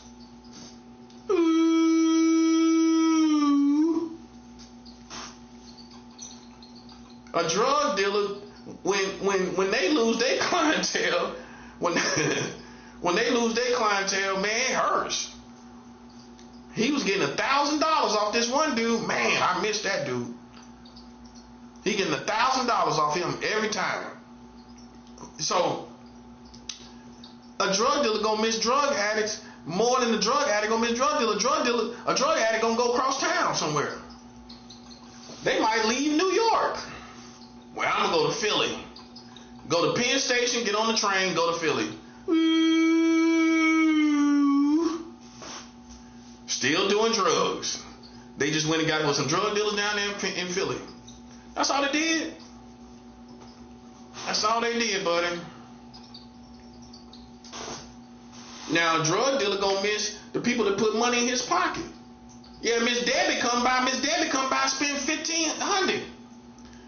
Yeah, she be cooking, Big Debbie. Miss Debbie. Miss Debbie get down, buddy. She come pick up some cocaine. She snort cocaine. Wow, I didn't know that. Yeah, Miss Debbie do cocaine. She makes some good food up at that soul kitchen, don't she? At that soul food spot, don't she? Yeah, Miss Debbie be partying, doing a little cocaine. She spent $1,500 with me. They done popped her. That's crazy. Listen, the dude, he already knows it's a problem. That's crazy. He thinking about the money he missing already. That's crazy. Miss Debbie spent $1,500, and she look out for me on the peach cobbler. Every time she come through, she bring me a whole pan of peach cobbler, like a front, right? Yeah, that part. She bring me a big old thing. I'm talking about a big old cookie sheet, like a whole huge peach. I'm talking about peach, not a casserole side. The whole thing, man. She bring that through, and that's the front, right? Right. She bring the big old thing through. I eat that peach cobbler, man, with ice cream, boy. I tell you, I be glad to see her every time she bring that peach cobbler through. I get the peach cobbler. She get the, you know what I mean? She get $1,500 worth of cocaine. Boom. I miss her, boy. I miss the whole situation. Peach cobbler and that $1,500. That $1,500 come faithfully. She spend that money faithfully. That what the drug dealer gonna say? Yeah, she spend money with me faithfully, bro. I'm gonna miss that. Drug addict gonna, well, yeah, they got Big Craig. They got Big Craig. Big Craig. Oh, hey, over there on the north side, they got some. I know a spot on the north side. Always was better than Craig. I try to tell you anyway. The other drug dealer. You should listen. I know a spot over there on the north side. Better than Craig. It been better than Craig when Craig was out here. Was better than Craig when Craig was out here. One of them white boy drug dealers, drug addict. Yeah, was better than Craig when Craig was out here. I've been wanting to take you over there. You didn't want to catch the bus and go over there, and I've been trying to tell you to go over to the north side. Been better than Big Craig. He had better drugs than Big Craig the whole time. Now we can go over there with Big Craig. Listen, man, don't mind me, man. I just know how it is out here. Know what I'm saying? I know I'm right. Drug addicts gonna go across town and go get more drugs. It ain't gonna miss a beat, buddy. In other words, you not stopping drug addicts from getting on drugs. They gonna go to other sources. That's common sense. It's a whole drug trade, international drug trade. You can't make a dent in it, bruh. You can't put a dent in the cake factory. So then you begin to realize the reality. You need to stop drug addicts. If you want to stop the cake factory, you got to stop these obese people from eating cake.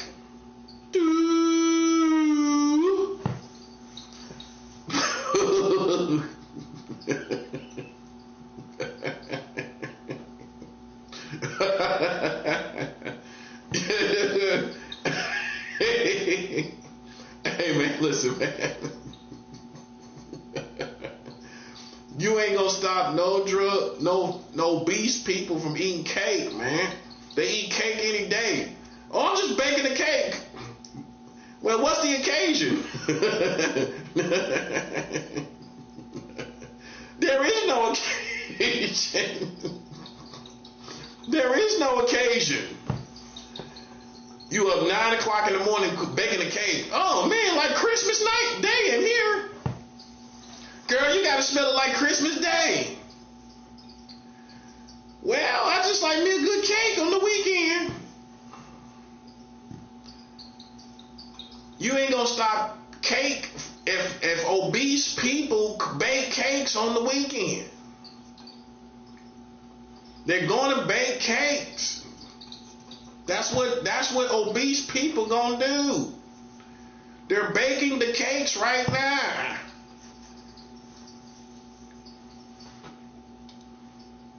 You ain't gonna stop that. You gonna stop them from baking cakes? You gonna stop obese people from baking cakes? They baking cakes right now. Well, I know I shouldn't eat it, but I just love them cakes. I make it good and hot and moist. I got it down to a science. I'm a mad scientist for this cake. I got it down to a science. I'm a mad scientist. I'm a mad scientist. You got mad scientists for them cakes, boy.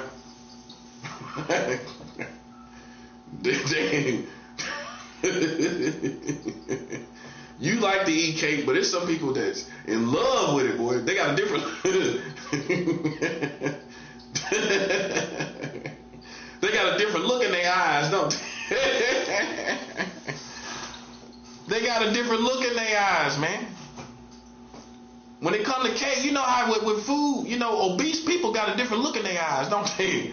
When it comes to food, you love food, you can be even foodie, but you ain't on the level of these obese people. Oh, they got a different look in their eyes. Look in their eyes when they talk about food. Look in their eyes when you got to look in their eyes now. Look in their eyes when they talk about food. It's a whole different look in their eyes, man. I'm telling you. You ain't gonna stop nobody eating cake. I'm telling you. They love it, man. They in love with it. It's almost sexualized. You love to eat food, but have you ever been around an obese person? You feel unmatched, don't you? You feel outmatched, don't you? You love food, but you feel outmatched, don't you? Well, yeah, that's good, but I ain't going that far.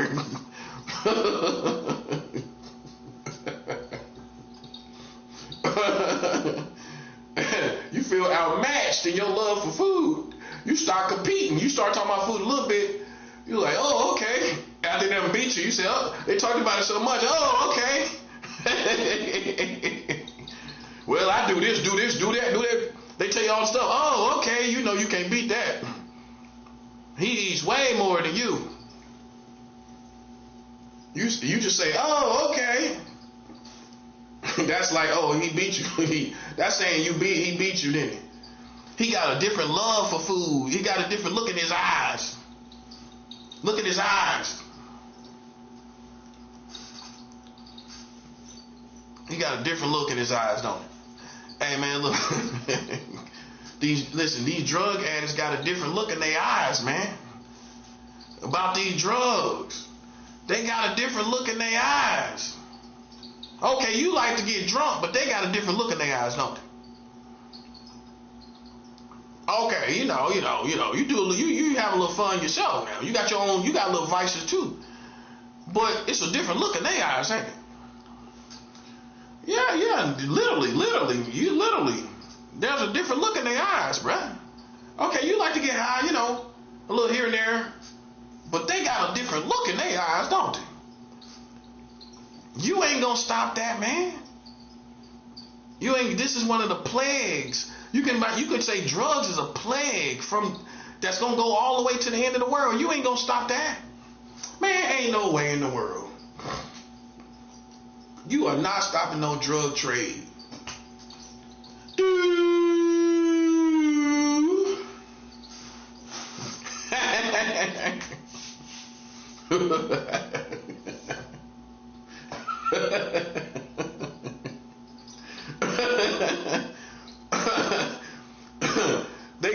They got Maduro up here like they done solved the drug problem. Man, you ain't done nothing, man. All you did is anger a whole bunch of essays. That's all you did. All you did was anger a whole bunch of essays, man. But they act like they done something, don't they? And listen, you think people in Venezuela is wanting for drugs because they got Maduro? You think they gonna want for drugs? No, no sir. They still gonna get their drugs. They ain't. It's a whole. How you need to look at it. That's like saying, are you gonna stop the cheese trade? Cheese is everywhere. Cheese, you're cheesy. You're cheesy, ain't you? Cheese is everywhere. You're cheesy yourself, and there's cheese everywhere, isn't it? Okay, so you're not gonna stop this one chef over here, Chef Boyardee, and the cheese game is gone. You're not gonna stop the cheese game. Getting rid of Chef Boyardee, bruh. There's going to be somebody else that feels that cheese demand. Okay? Kraft, you can get rid of Kraft cheese. You can get rid of Kraft cheese. I guarantee you somebody else gonna feel that demand. Ooh. You see how I go? Well, we got rid of Kraft cheese. Okay. Here's somebody else, just like a cartoon. In a cartoon fashion, somebody pops right back up. Well, here's the demand. Here's the cheese you wanted. Kraft ain't got it, but we got it. Sergio, that Sergio cheese. Hey, they next in line, ain't they? They next in line. Sergio cheese next in line, ain't they? You know what I'm talking about. I said Sergio cheese. That's Sergio cheese. Y'all know what cheese I'm talking about. That's Sergio cheese. Hey, that's my ghetto moment for the day. Hey, that's Sergio cheese. Hey, that's what you gonna call it in the hood. I'll get that Sergio cheese. Sergio, what is it? Sargento or something like that? Y'all know what I'm talking about. Sergio cheese. Get that Sergio cheese. Oh, I know what you're talking about. Yeah, that's Sergio cheese. They gonna be next in line. I'm telling you, Kraft ain't gonna stop nothing. Kraft ain't gonna stop the whole cheese trade. So it's hopeless. It ain't going nowhere. The cheese game ain't gonna stop. It's not gonna stop. See, those people, the leadership of America show their ignorance. You know what I'm saying? Of drug. If I know y'all selling drugs, we know it's just you gotta look these same people in the face. No more different than you gotta look these people in the face that make these cheeses and foods. You gotta look them in their face. They gonna be there. You gotta, in other words, you gotta coexist with these people. And you know, you start to learn that I can't demonize this person and act like it's a death sentence. It's not a death sentence to sell drugs. Last time I checked, it's not no death sentence to sell no drugs, bro. This is the question.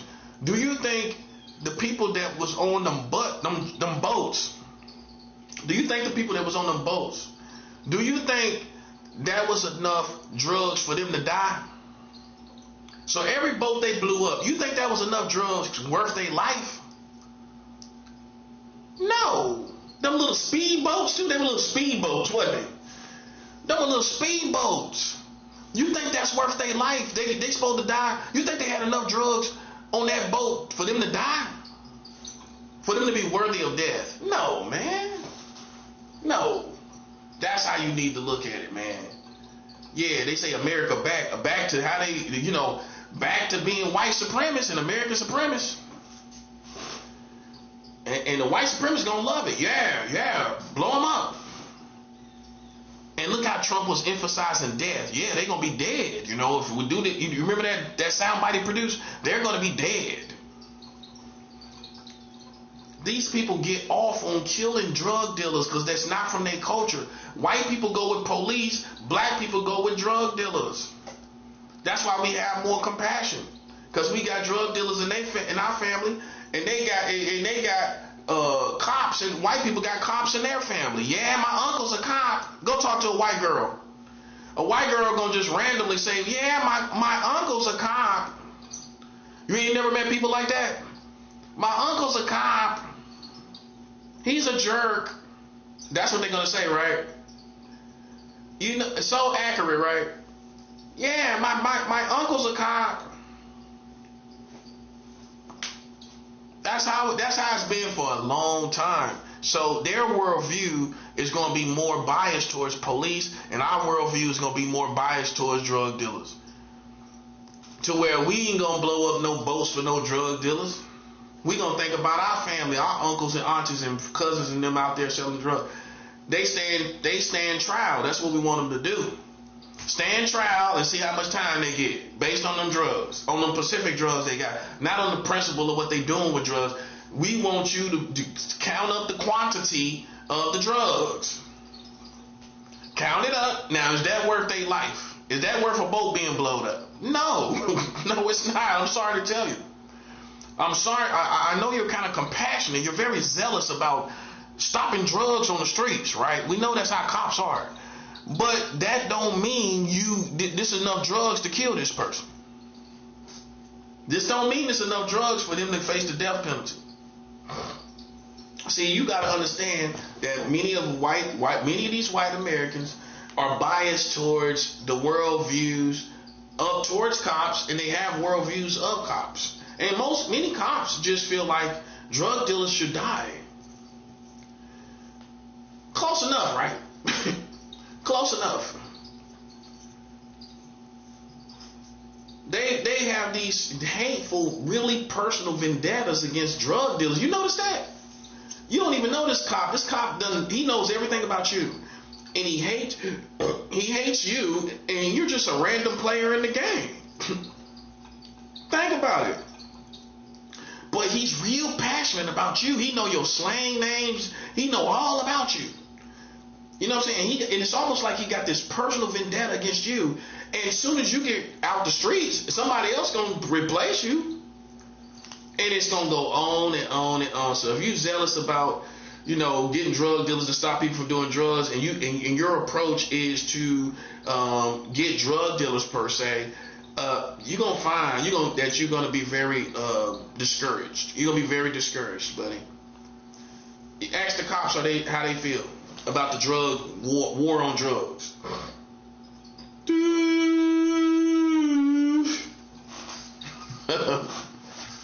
All they gonna show you is a drop in the bucket. Well, we got a cake out the cake factory. Whole big cake factory. 12 floors. 12 floors of cake factory. You can smell cake from a million miles. Well, we just got one cake out the cake factory. We just went and got a cake. We got an upside down cake this time. We got an upside down pineapple cake this time. We got an upside down cake this time.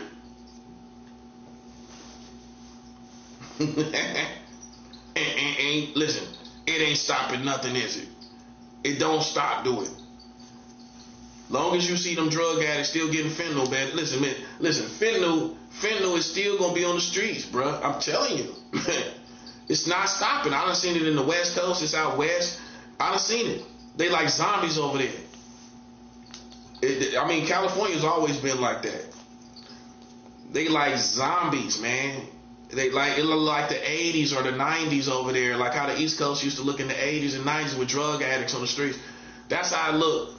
You see bums over here. You see drug addicts in California. I'm talking about right now. If you don't know about the West Coast, that's how it is on street level. You see a whole bunch of drug addicts, not homeless people. They are homeless, but they're drug addicts. You can see a lot of homeless people here that don't do drugs in New York and in the South. You're gonna see a whole bunch of drug addicts infesting the streets of California. As long as they doing drugs, it's not gonna stop, bro. So a smart man don't disrespect the preacher, because the preacher the one gonna preach to the drug addicts. This is why we get respect from many governments because we gonna change the morality on the streets. We gonna get them drug dealers that's giving the money to the drug users. The drug dealers.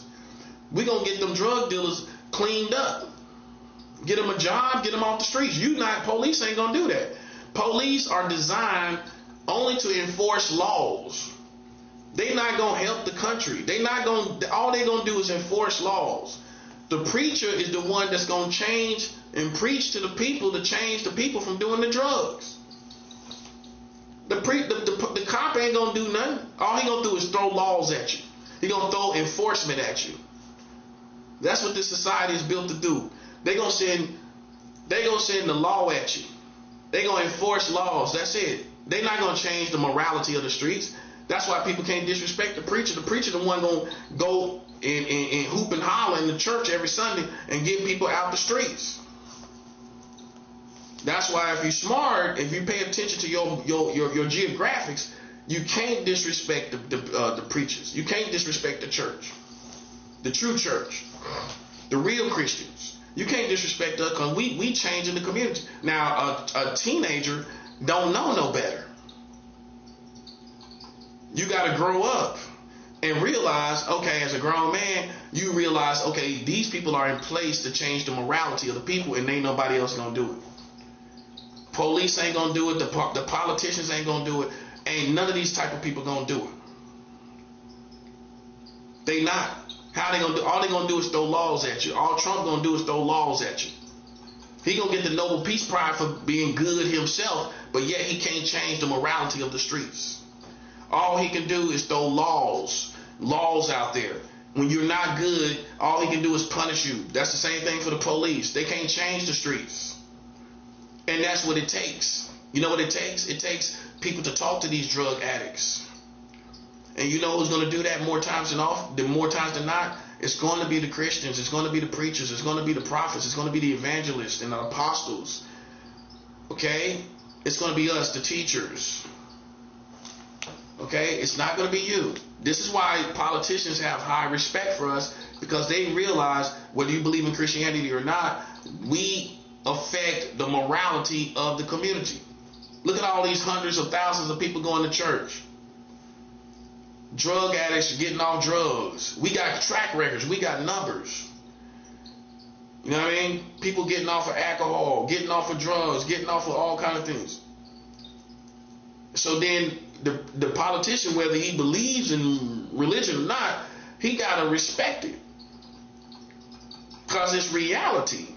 This is real. These people are coming out the streets. They're not out there no more. I got to respect that, because all I'm doing is throwing laws out here. I'm just throwing these laws at these people to keep them in line, but that ain't even enough. So I gotta respect the man to get up out his bed every Sunday morning and go out here and reach these people. Now, these Ozzy Osbourne, Marilyn Manson type of people, no disrespect to Marilyn Manson, because I heard he was trying to become a Christian. But you know, these gothic weirdos and bastards, you know, they don't have any effect on real life. That's why we don't respect them, because they can't see real life. While you stuck on whether Christianity is real or not, the politician look at the fact that these people, whether you believe in Christianity or not, is affecting the morality of the community. They're changing the people for the better. Something that a Ozzy Osbourne, childlike, retarded person can't see. We live in real life, sucker. Whether you believe in this or not, we affect the morality of the people. What you do? What you do? Oh, walk around like you Ozzy Osbourne. You can't be serious, man. You a joke, man. You a cartoon. Listen, you look at them. They like a real life cartoon, bro. I'm dead serious. That's what the internet done to them, man. They done turned them to a real life cartoon. We talking about a real man gonna respect it. We get these people out the streets. We get them off drugs. What you do? What you do? Man, you can't be serious, man. That's what I'm saying, boy. People ready to murk you. You know what I'm saying? Because people looking at it like this, man. You know, this stuff, whether you believe it or not, they are in the streets feeding the people. Gothic people feed people? No, they don't. Do these Satanists feed people? No, you come around like a little alien type of person. You know what I'm saying? We don't care nothing about that, man. We talking about Christians feeding the community, giving clothes to the community, giving things to the community. You don't do that. So who black people gonna ride with? The person that's coming out here acknowledging their needs. They gonna salute that. They ain't salute no satanic stuff and they hungry and they can't get nothing out of that. You have the luxury of living in this fake fantasy world where your dad got money. Most of these little gothic people, they family got money and all of that. So you can play in these little cartoon worlds and everything, sci-fi worlds. Now go talk to these black people where they ain't got no food and they go to the church and the church give them pantries and everything. Where they getting pantries, who they gonna respect? You or me? They gonna respect God's people. We meeting the needs of the people. All you sitting around doing is talking about these different little philosophies and sitting back like you're somebody great and grand. Man, you a cartoon, man. Stop playing. That's 7 hours. Man, stop playing with us, man. We talking about real life, man. That's why you will never make it over here. And that's for the black people that use witchcraft. You will never make it over here in the hood. Because at the end of the day, man, people gonna come, listen, they gonna get renewed. We're coming to God's people for answers. Not to you. They ain't gonna get no answers from you. They gonna get renewed in their perspective that God's people handle the real problems in our community. That's facts. We in the trenches out here. We giving people Pampers for their kids. Clean Pampers. You giving clean Pampers? You giving clean Pampers to the kids? No, you're not. No, you're not, suckers. That's what we talk about. The prophet gonna tell you. I ain't gonna sit back and let these lames think they neck and neck with us and we doing the most in the community. Yeah, can't be serious. Even the Muslims ain't doing nothing. The Muslims don't got no soup kitchens. The Muslims don't got no homeless shelters. I can show you Christian homeless shelters. I can show you Christian soup kitchens. I can show you how Christians are clothing the community with clothes. Show me a Muslim giving clothes to the community. Pampers to the children. They're handing out Pampers? No. Muslims handing out Pampers and bottles? No. They not, are they? No, that's what I'm talking about, buddy. That's what I'm talking about. So we gonna get more respect at the end of the day. Yeah, we ain't trying to hear that. To see, that's what I'm saying. I'm in real life. I don't know what you talking about. I don't care what you talking about. I care about real life. That's the difference between me and you. You over there floating on cloud 9 as we speak. You on cloud 9. Listen, mine all in cloud 9, ain't it? And what I'm doing, I'm talking about real life, practical stuff, real stuff that you know is happening right now. Yeah, that part. Some churches are handing out clothes on a Saturday. And they're going to preach on Sunday, handing out clothes on a Saturday. Got a soup kitchen on a Saturday too. All around the country. Now what Muslims doing? Laying in their bed right now on the day off. What these gothic people laying in their bed looking bugged out. Laying in their bed looking bugged out, buddy. That's what they're doing. Laying in their bed on a Saturday morning looking bugged out. Christians out there right now handing out clothes and handing out food into the community. Now show me Muslims doing the same thing. Show me these Gothic and secret society people doing the same thing. I'm talking about not handing out money to charities like these Freemasons. No, I'm talking about you down there. No, you listen. You another one. You laying in your bed looking bugged out, ain't you? Stop playing, man. Stop playing. You laying in your bed looking bugged out.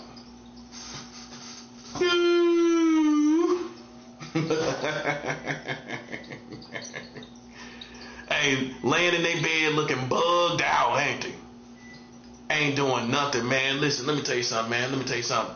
We live in the real world. You live on cloud 9, playing around with microwaves that don't work, trying to trigger people. Man, listen.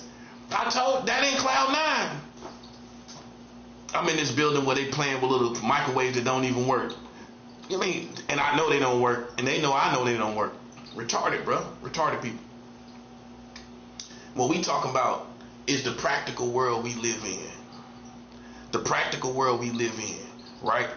You live in cloud 9. That's why you ain't gonna survive.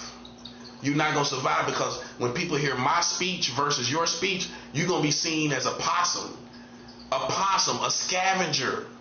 In other words, a scavenger bird, a pigeon, clucking all around, messing with microwaves that don't work.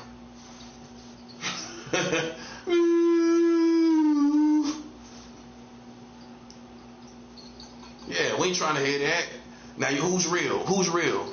Oh, I'm real by acknowledging reality. And you got some cartoons out there that got guns. They cartoons, bro. They don't react. They got guns. They cartoons. I'm real because I acknowledge reality and all that it consists of. And what you're doing. People that's like you are doing nothing.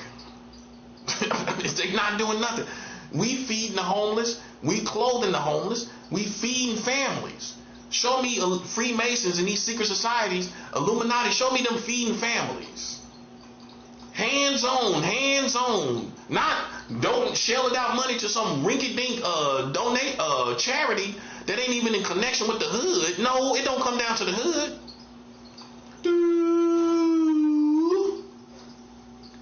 It don't come down to the hood, do it?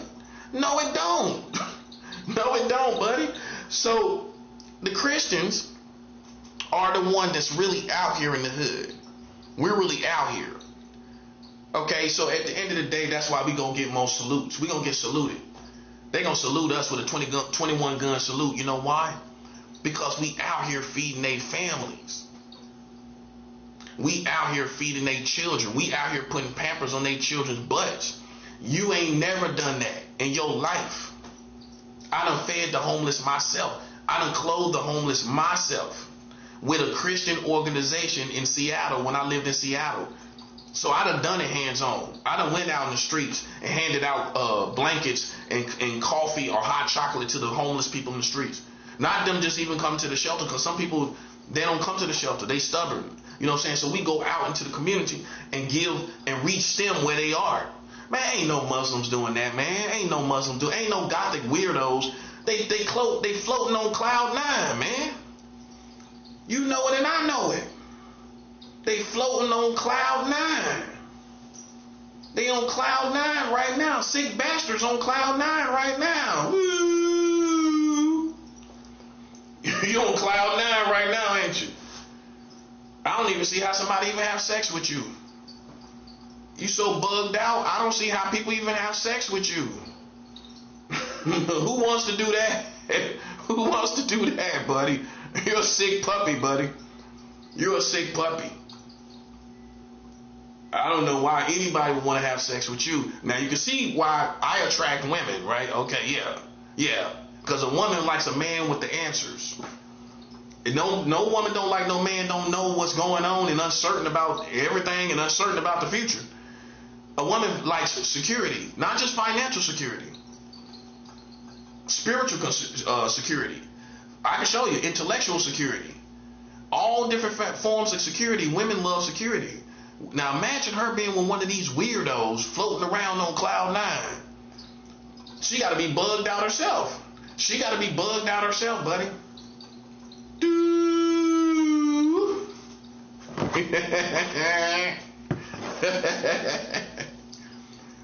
Yeah, we in the hood. We out here feeding kids, feeding people, feeding families. What they doing? Sitting back with philosophies. That's why I can't stand them. Sitting back talking about what they stand for, but you don't stand for going out here and helping these people, do you? You don't stand for that, do you? Oh, come on, stop. Well, no. No, you don't stand for that. You singing that song, I can't go for that. No can do. No can do.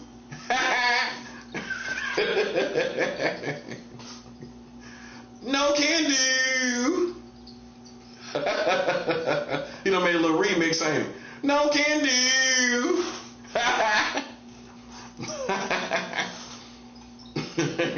Hey man, I can't go for that. I can be twice as nice. No can do.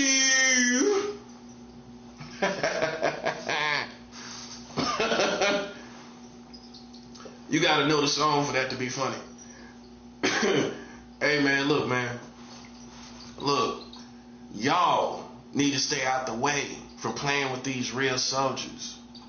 You on cloud nine, buddy. And listen, I know you thought I was like you because I'm very spiritual, right? I'm not like you. I live in the practical world, the material world, as a spiritual man of God. I don't live disconnected from the real world. You know what I'm saying? Where I can't see the needs of that's going on and I can't see life for what it is. Some people can't see life for what it is. All they're going to do is create these philosophies and worldviews and it don't even connect to real life. How we know? Because you don't see the needs of the real world. You don't see what's going on. You do not articulate anything about the real world. Man, not to any avail. I mean, you might talk about it, but not to any avail. It doesn't do anything, in other words. It doesn't get anything done, in other words. I fed the homeless. I've been out here on these streets late at night, handing out blankets with Christians, giving people hot chocolate or coffee, right? In the middle of the night, not no cowards out here in these streets. I've seen real Christians. There ain't no cowards, white men, white Christians out here in these streets, bruh. I done seen it firsthand. And you ain't went a day in your life out in the streets to feed and help nobody, have you? No, you had. Listen, you been on the receiving end the whole time because you a loser. That's 7 out. You been on the receiving end the whole time. That's why your luck is running out because you ain't never gave back to your society. That's a 7 out. When you gave back to your society?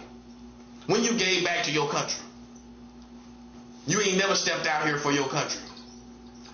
You've been on the receiving end your whole life as a loser, as an enabled loser. Floating on cloud nine. Everybody been doing stuff for you your whole life. You done ran out of luck. Now you done ran into a prophet and you out of luck. Yeah, that's the truth. Ain't never helped nobody. Ain't never been out here in these streets. Ain't nobody doing it like us, man. It ain't no competition. Ain't no, because if you talk to the Muslims, I don't care what you talk about. You talk about, they ain't out here in these streets. They ain't out here feeding these people. And even people with houses and apartments, they still struggling. They ain't helping these families. Unless it's Muslim families. Oh yeah, they'll help Muslim families. They ain't helping you. Christians help gay people, lesbian, everything be coming to the soup kitchens and everything. You know that. Man, yeah. All through the cities and the countries and the metropolis of America, gay and lesbian coming eating at these churches. We know that. That's why they can't say too much of nothing. They know. We the ones out here active. We the ones in these streets. Muslims, what the Muslims doing?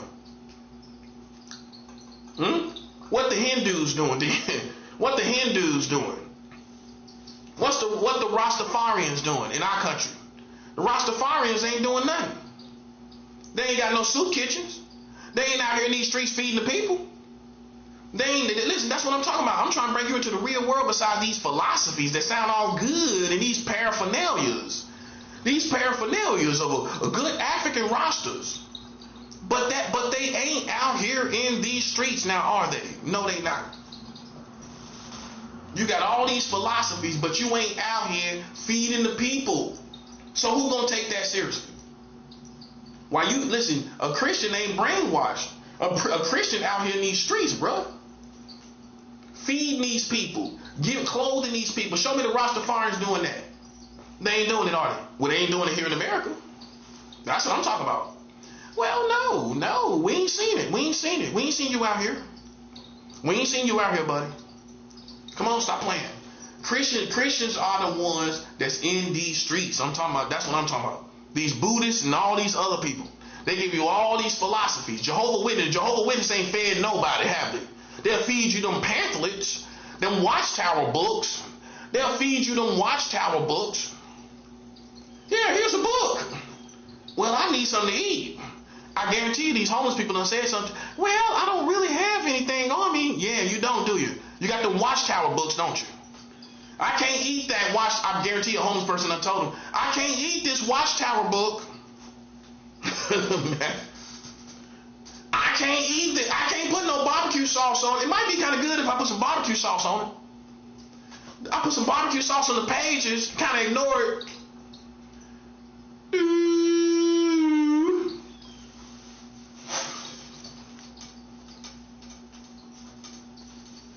Jehovah's Witness, they got all these philosophies, don't they? Well, here and there, and you got to do there and here, and you got to be there, and you got to do this and there. They out here in these streets. That's what I'm talking about. They feeding families. They putting Pampers on kids' butts. Are they doing it? Yes or no? They not, are they? That's what I'm talking about. That's what I'm talking. Now I'm bringing you back to the real world. I'm opening your eyes up. All these Jehovah's Witnesses out here running around and talking, going door to door, empty-handed with no money, no food. You would think that they would be around with some food, some bags, little bag lunches or something. You all the way out here with no bag lunches, bro. You all, and especially these days, people need food in their house. Listen, you'll go to a suburban neighborhood and people ain't got nothing. It's different now. You go to these pretty neighborhoods, they struggling, bruh. You just think you look at these pretty neighborhoods and see people riding these cars that ain't paid off. You think, oh, they got it made. Same people go home, bruh, and barely got food. Barely got it. It's a different era we live in. If you think people got it good, cause they out here and they living in these cute neighborhoods. Listen, man, people be struggling, bro.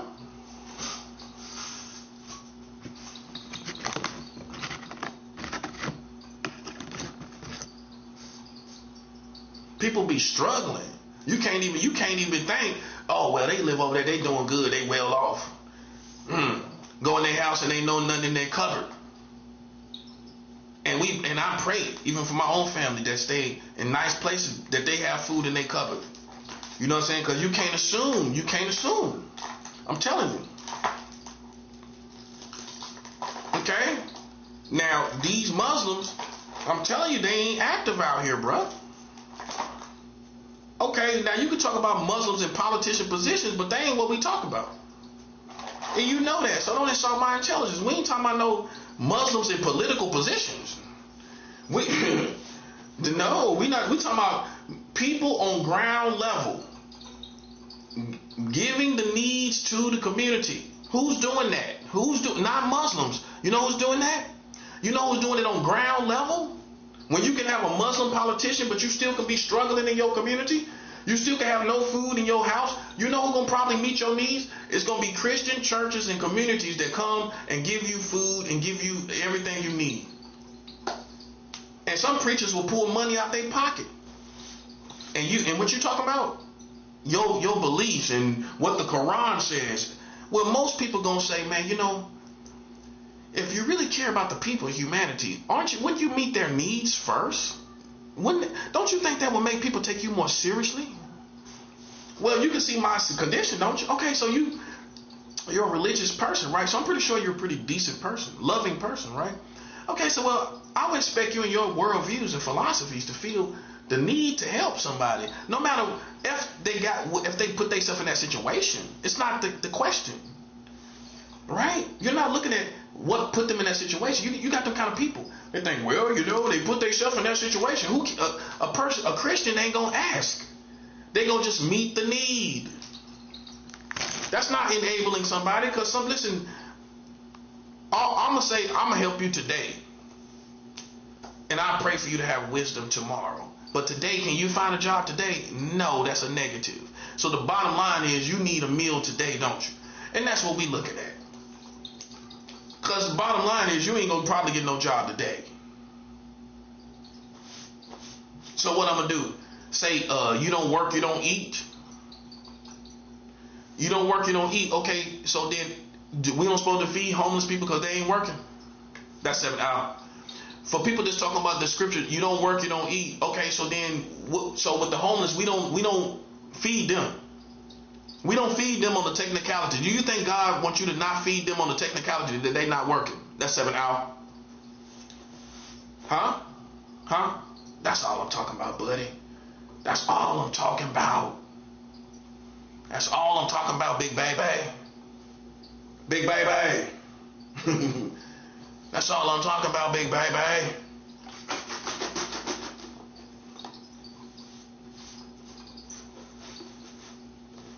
We feed people whether they working or not, or whether they lazy or not. They gotta be somebody you halfway investing in. Well, I'm gonna come give you my number and everything. I'll give you a little meal, but I'm gonna give you my number. Like, okay. He's scratching his head. Oh, okay. He has no phone. Okay. I don't know where I'm gonna call you from, but okay. You got to be networking with the person to give them a sandwich. Well, I just want to make sure I'm giving to the right person. Well, where would we be if we thought like that? Christians gonna say, I'm gonna give today, whether this person is lazy or whatever. I'm gonna meet this person need today. And maybe, you know what? Maybe that will wake that person up. Maybe they will be motivated by the hope, the act of love that I give them. Maybe that'll make them resurrect in their mind and emotion. Maybe if I keep giving to this person, even though they lazy or just they don't want to work or they depressed. You know, life sometimes knocks you down and you don't want to work. But your society in America ain't gonna let you have no days off. But sometimes you can get depressed and you don't want to do nothing. And nobody can't fix it. Nobody can't fix it for you. Everybody not lazy, man. Some people got knocked down by life. And guess what? Most likely, all these other religions and even America is just going to sit there and give you all these perfect answers of what you should do. And the Christian is going to be the one that helps you while you figure it out. While you figure it out, guess who's going to help you? In all actuality, most likely in America, it's going to be a Christian that's going to help you. even give you some money. I done seen it. I know what I'm talking about.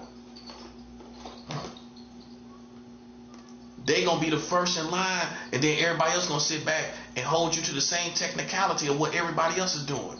And everybody else is saying, well, you should be working. Well, that's obvious. Some homeless people say that. That's obvious. Thank you, Captain Obvious. You Captain Obvious, ain't you? You Captain Obvious. You out here, you Captain Obvious, ain't you? You thought you was Captain America. You Captain Obvious. You thought, listen, you thought you was Captain Obvious. You thought you was Captain America. You Captain Obvious. You Captain Obvious, ain't you? Well, you know you should be working. Okay, thank you, Captain Obvious. I'm pretty sure I know that. I'm pretty sure I know that. I'm pretty sure I know that.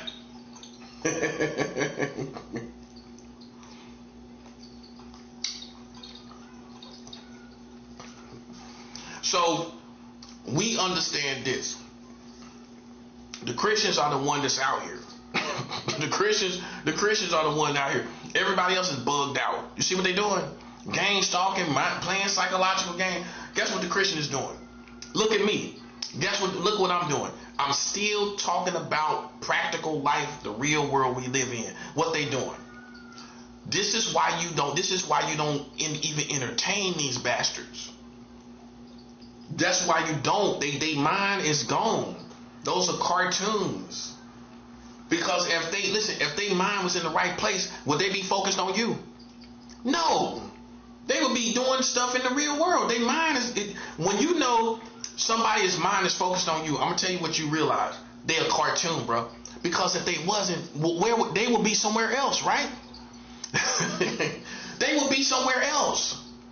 No, yeah, I guarantee you we can find something else for you to do. You don't think so, do you?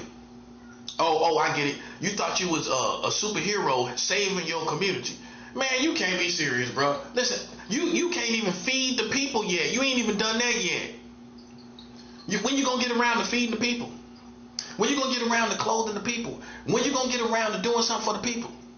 You ain't got around to that yet. Oh, but you talking about everything else. You talking about criminals and pedophiles, but you ain't even getting around to feeding the people. So then, you don't really serve the higher cause, do you, in our community? I wouldn't say you serve the higher cause.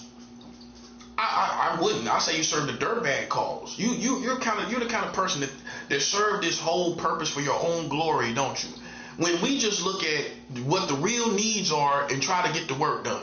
What you do is try to make yourself special and serve this certain purpose and this special purpose. But then we find that in all your endeavors of serving this position as this special person, we find you don't have no numbers. You don't have nothing that you're doing. You a weirdo. You on cloud 9 right now.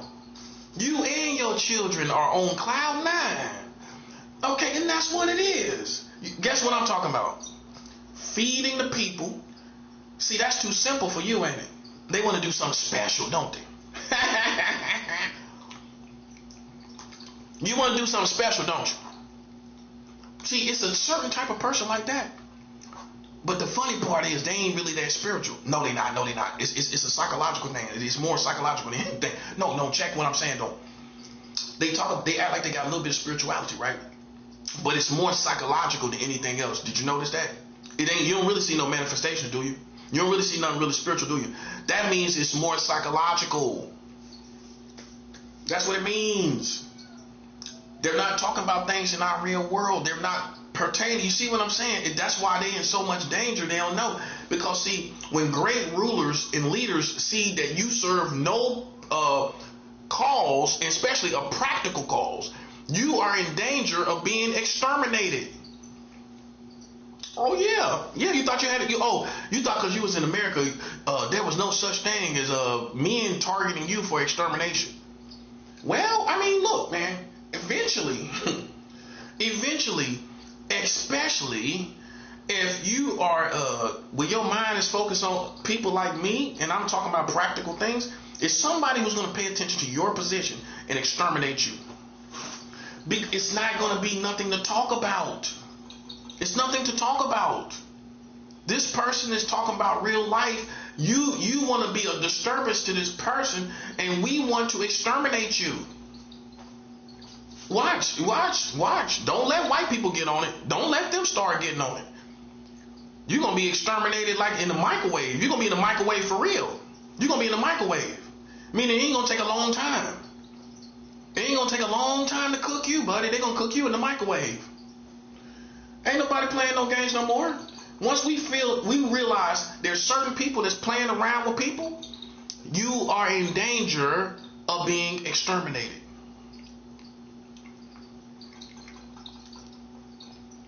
When you listen, man, listen. And then what's so funny is they say that's us. How are you me? For these psychological, psychic people and these people that do not serve Jesus Christ, how am I you and you're me? So you think because you hear what? What do you hear in me that make you think me and you the same? You don't talk like I do. You don't move like I do. So how am I you? Oh, because I'm black? I'm black? That's not all. That's me. I'm more than black. I'm more than black. I'm a prophet, right? So what makes you and me you the same? You don't have the same worldviews I do. That's the first thing. That's the main thing. Me and you don't have the same worldviews. I don't take nothing off these ignorant people. Sit up and gossip and then talk about everything, and they part of the reason why we got in this situation. Oh yeah, they part of the reason why we got in this situation. Okay, I don't play no games with kids. I don't play no games with grown men that act like kids. Or women that act like kids. We out here in the trenches. It's so much that we done for this community, man. It's so much that we done for the world. I send money to South America. I'm not bragging. I help other countries. Christians send money to other countries across waters to other countries. That's what we do. When you go, man, come on, man. You listen, man. You can't even give money to your own mama now. Yo, you owe your mama $50,000. You owe your mama $1,000. You can't even take care of people in your whole neighborhood. We on the levels of sending money to Egypt. I send money to Egypt, South America. I done send money to South America. Come on, man. Stop playing with me, man. Listen, man. So listen. Stop playing with me, man. Stop playing with me. That's what you're going to be like. And the only way they're going to try to sidestep it is talking about some hocus pocus. We talking about the real world. It's only one world. And because you're a loser, you got to go some other way. A loser got to go some other way. You know why you got to do that?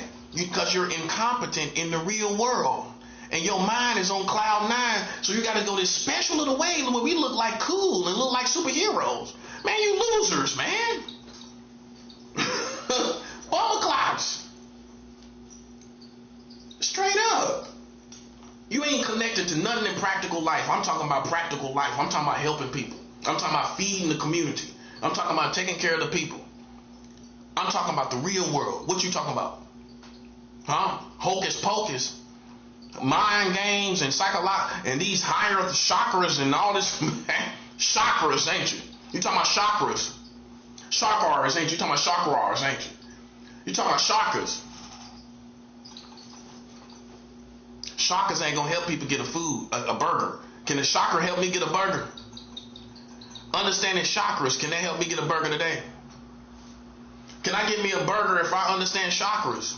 That's what a homeless person asks you. Well, okay, if I understand chakras, can I get me a burger? Can you buy me a burger? Can you buy me a burger?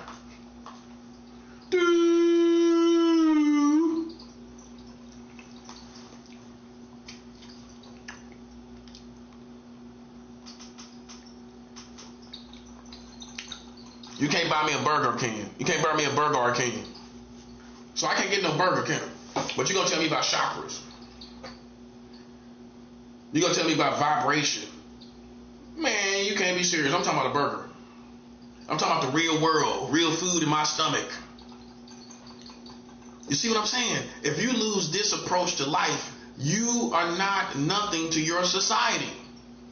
You done became so psychological that you're no good for your community. And you're in danger of being exterminated. Oh, you didn't think it was possible, did you? Well, they say history repeats itself, don't it? Looks like you up for extermination.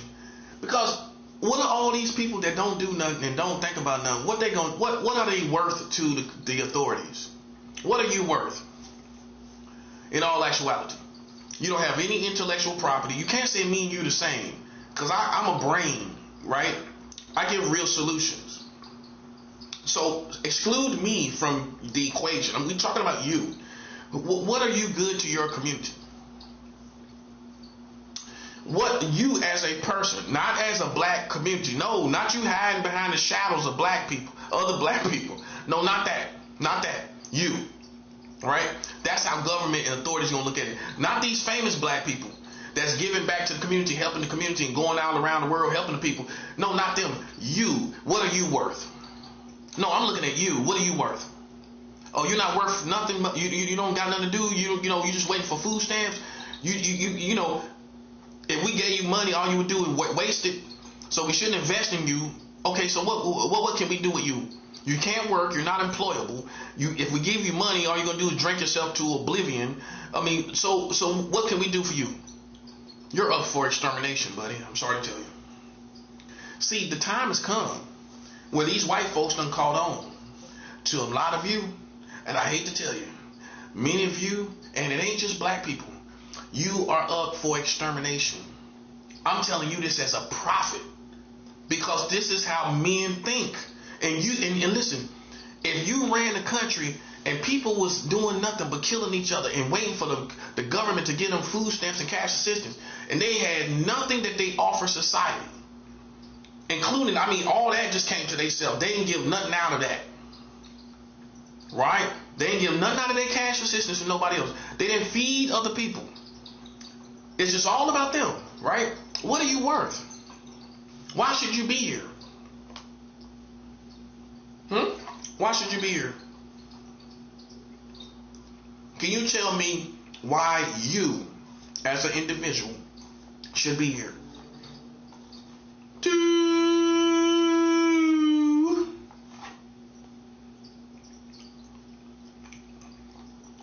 You're in danger. You're in danger. Because there's no purpose for you. God, it ain't God's fault. God gives purpose to every man. God gives purpose to every man, and every man has to serve a certain purpose. And you're supposed to have certain gifts. And because you do drugs and get drunk all the time and everything, and you whoremonger all the time, you have become of no worth. Millions of people here in America ain't worth nothing. And you're due for extermination. And then you gang stalking. That's what's provoking the authorities. You know what's provoking the authorities? You went beyond being a loser to now disturbing the community. Now you went beyond being an ignorant black person. Now you're disturbing the community. And at that part, you see the difference, right? You see, it was one thing to be a loser. Okay, you ain't affecting nobody. But we find that you're a loser playing around other people. Now, guess what? What people gonna think when they see you? Do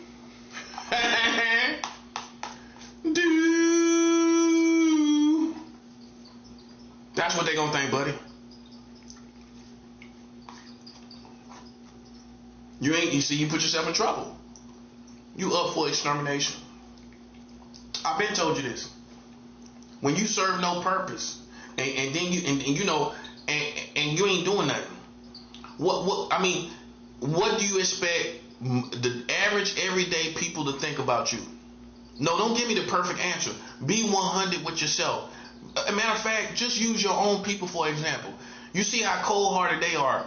Now, can you imagine the same people being in authority and caring about people that ain't doing nothing? They don't care about them now. I just showed you that. Ain't nobody doing what we do as Christian. We the only ones out here. So the streets ain't doing nothing. Black culture really ain't doing nothing for these people out here. That show you how they think already. Now imagine if they was the authorities of this community. They would do nothing for the community. They will want you dead because they gonna look at it eventually like, okay, it's beating a dead horse. They're not gonna do anything. They're in our way. They're not doing anything. This is what puts you in danger of being exterminated. You can, man, listen. God may not agree with it, but God will understand why men would do this to you because you're of no worth. It's not because of what color you come from. It's all different races. You are of no worth. Don't you realize work is not the only thing you got to be these days? It's not enough. It's not enough anymore. It's like the workforce part. You see, people don't really care about it because that's going to start deteriorating. The job force, the workforce, that's going to start deteriorating, which means work in itself, okay, they kind of ready to work, but we don't really care about that part anymore like that. So then what are you after that? Nothing. See, the worst thing you could do was play with a prophet. Because guess what? I'm going to turn my back right on you. And that's what I'm supposed to do. While you thought I was here as some type of Messiah, I am no Messiah. I am no Savior. Okay? I am no Savior, or I ain't never said I was no Messiah. But I am a prophet, and I'll burn you alive. I'll burn you to a crisp if you play with me. And I would turn my back on you. That's what a prophet would do, buddy. You don't know what a prophet is. You don't know who God is. You see what I'm saying? I'm not no Messiah, and I'm not no Savior. See, as soon as you hear prophet, you got these Hollywood images of what a prophet is, like I'm some savior for you. That's not reality. You know what it is? You played with me and I turned my back on you. That's what happened to you.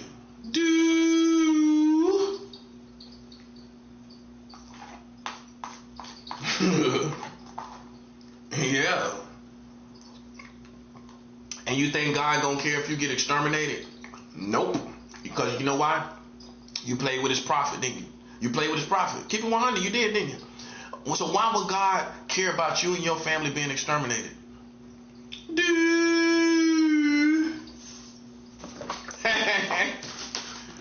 God don't care about you and your family being exterminated, buddy. You done flattered yourself and thinking God loves you so much. You don't know, man. I'm telling you, you really don't know no better. You're going to find out the hard way, buddy, that who he loves is his people, and that comes full circle to my message. He going to look out for us before he looks out for you. So that means when you play with me, guess what, little dude? Guess what, little dude? Guess what, little dude? He's not going to look out for you, little dude. No, little dude. You play with God's people, little dude. Little dude, you play with God's people.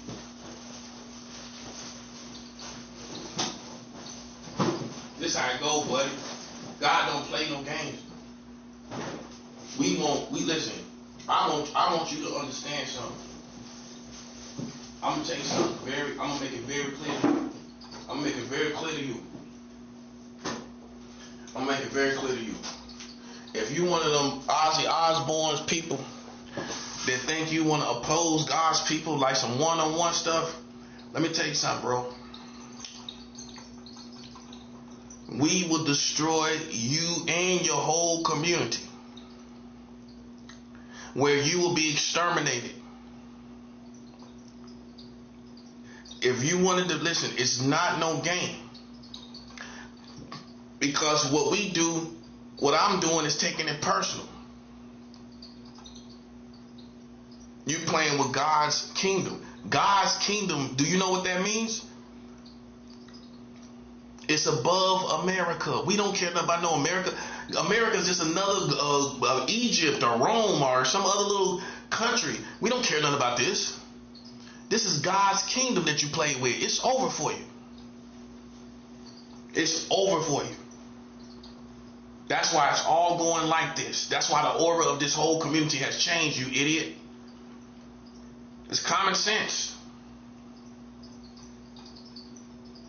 You and your children will suffer. And guess what?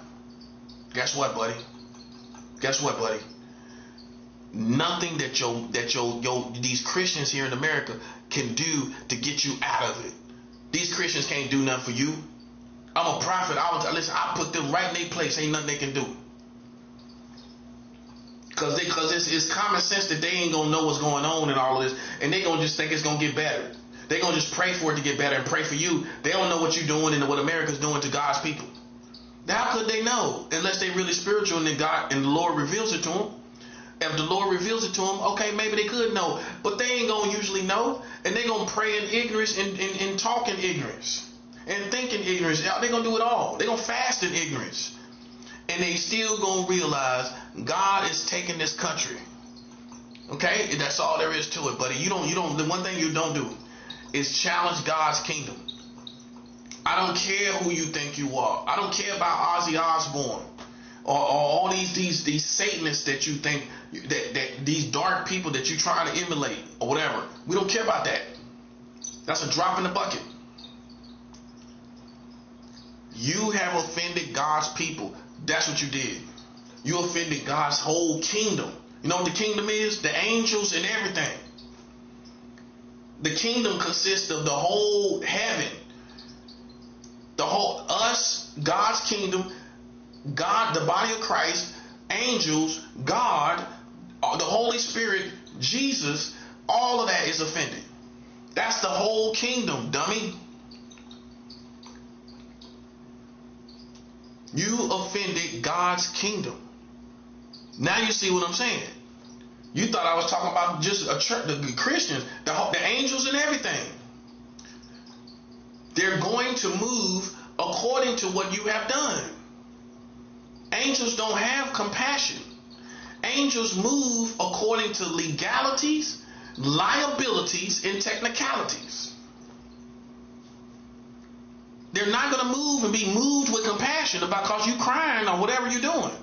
They're going to see liabilities, report that to the chain of command, and God is going to give instructions, and they're going to execute what God, with the instructions that God gives. It's angels everywhere. It's time for us to start talking about it again. Okay? So that people can understand it's not on game. All these angels finna get to work, buddy. And Trump can't stop it. That's another one. He can't stop this. Trump can't stop this. God gonna put his people first. You should have let these little morons play with the community. That's what I mean, yeah. What you thought? Oh, America was just gonna be able to do this and get on about their business, didn't you? How you feel about that now, buddy? You feel like they're able to get on about their business? Man, you gotta be on crack, man. You gotta be on crack. You on fentanyl, ain't you? You on fentanyl. You doing fentanyl. You on that fent, ain't you? You on that fent, ain't you? You on that fent. You on that fent, ain't you? You on fent, ain't you? Listen, bro. Listen, let me tell you something. God gonna put his kingdom first, but that's common sense.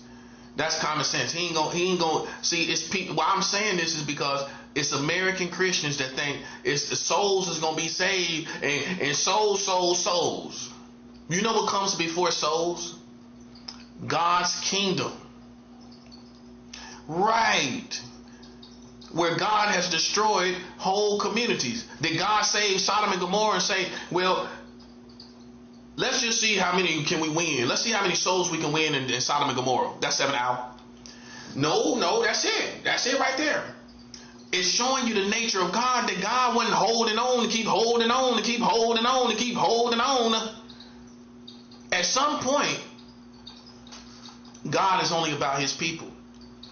And Sodom and Gomorrah falls apart, buddy.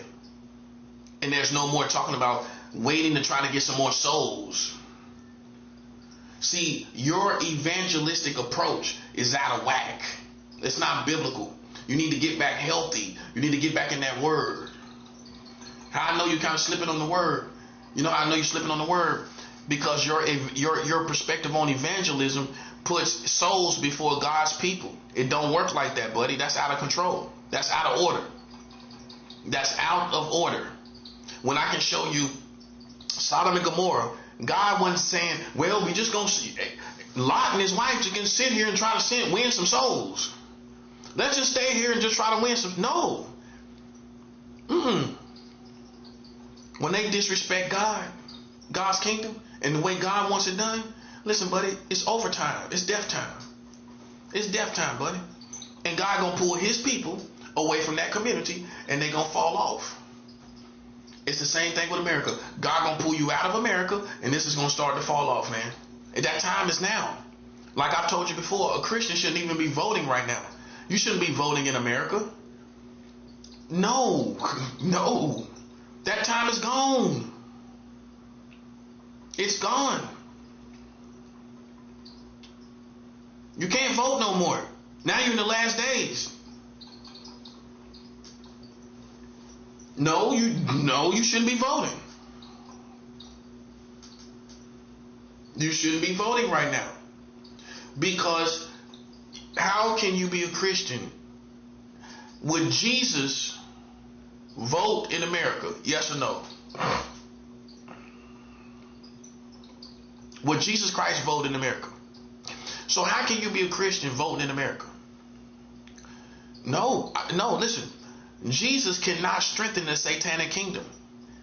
He cannot strengthen the kingdom of darkness, which means he cannot have no part. His vote cannot empower politicians that strengthen the kingdom of darkness. Jesus Christ could not click on a vote to empower a politician that would have anything to do with homosexuality or lesbianism. Because Jesus Christ cannot have his hands in sin. So if you are his followers, how can you vote in America following the nature of Jesus Christ? So, you know what that means? Playtime is over. Officially. Recess is over. Tell the little children you're using the gang stalking that recess is over. Huh? Tell little children you're using the gang stalking out there. Tell them recess time is over.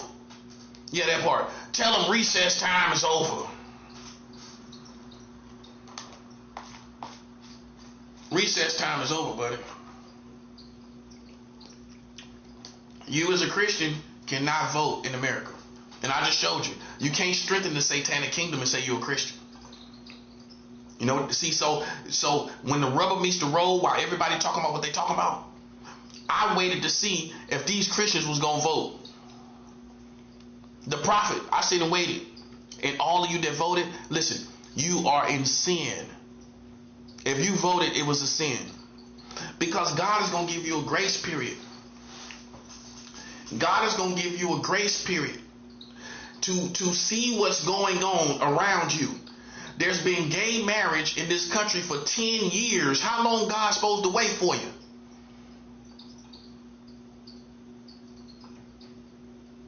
It's 10 years later.